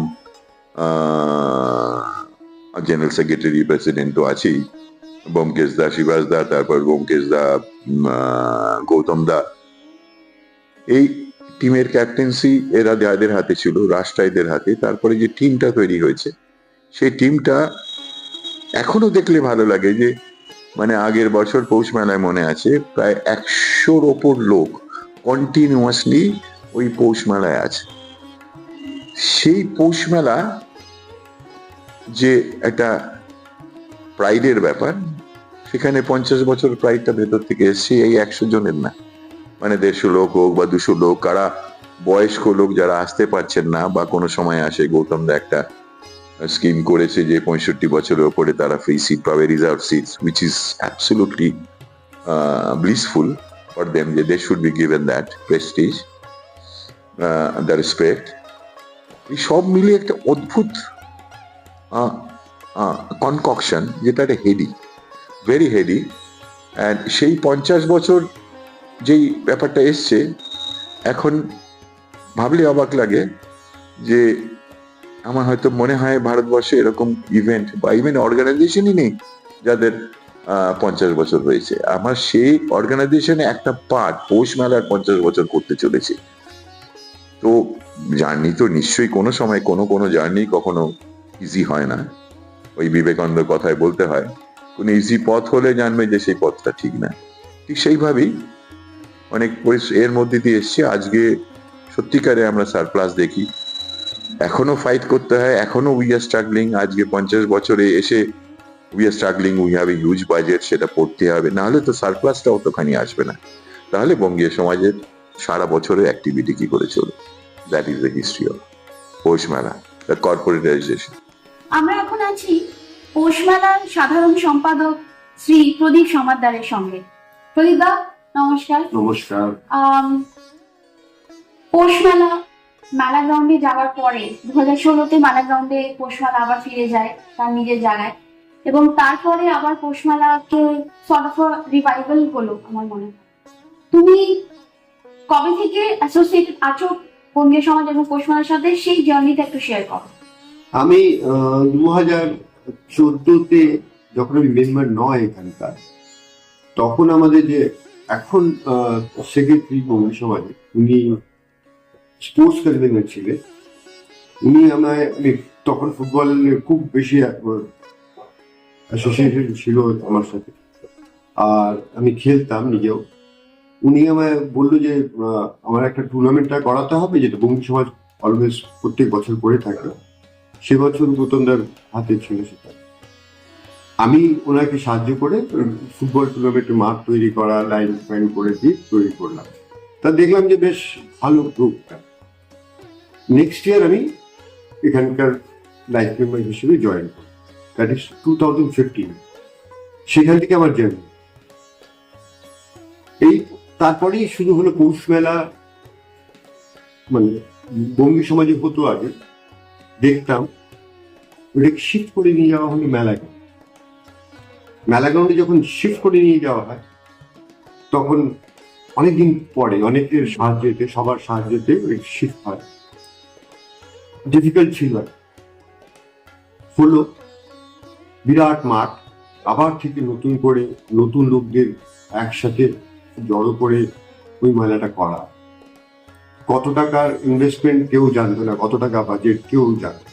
that is ওখান থেকে জানি আমাদের শুরু।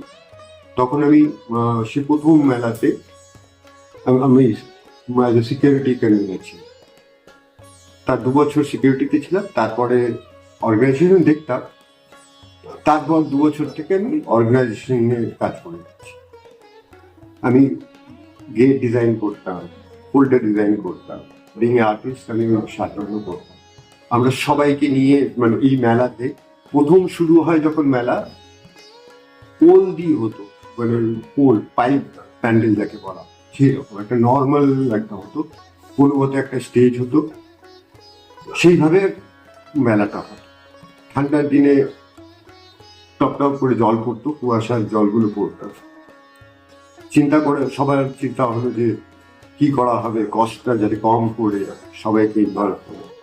বিরাট চ্যালেঞ্জ ছিল আর একটা, যখন আমরা শিফট করি, সেটা ছিল যে আগে মেলাটা হতো দিনের বেলা তাম্বোলা, এন্ট্রি টিকিট ছিল, আর বিকেল বেলা অনুষ্ঠান।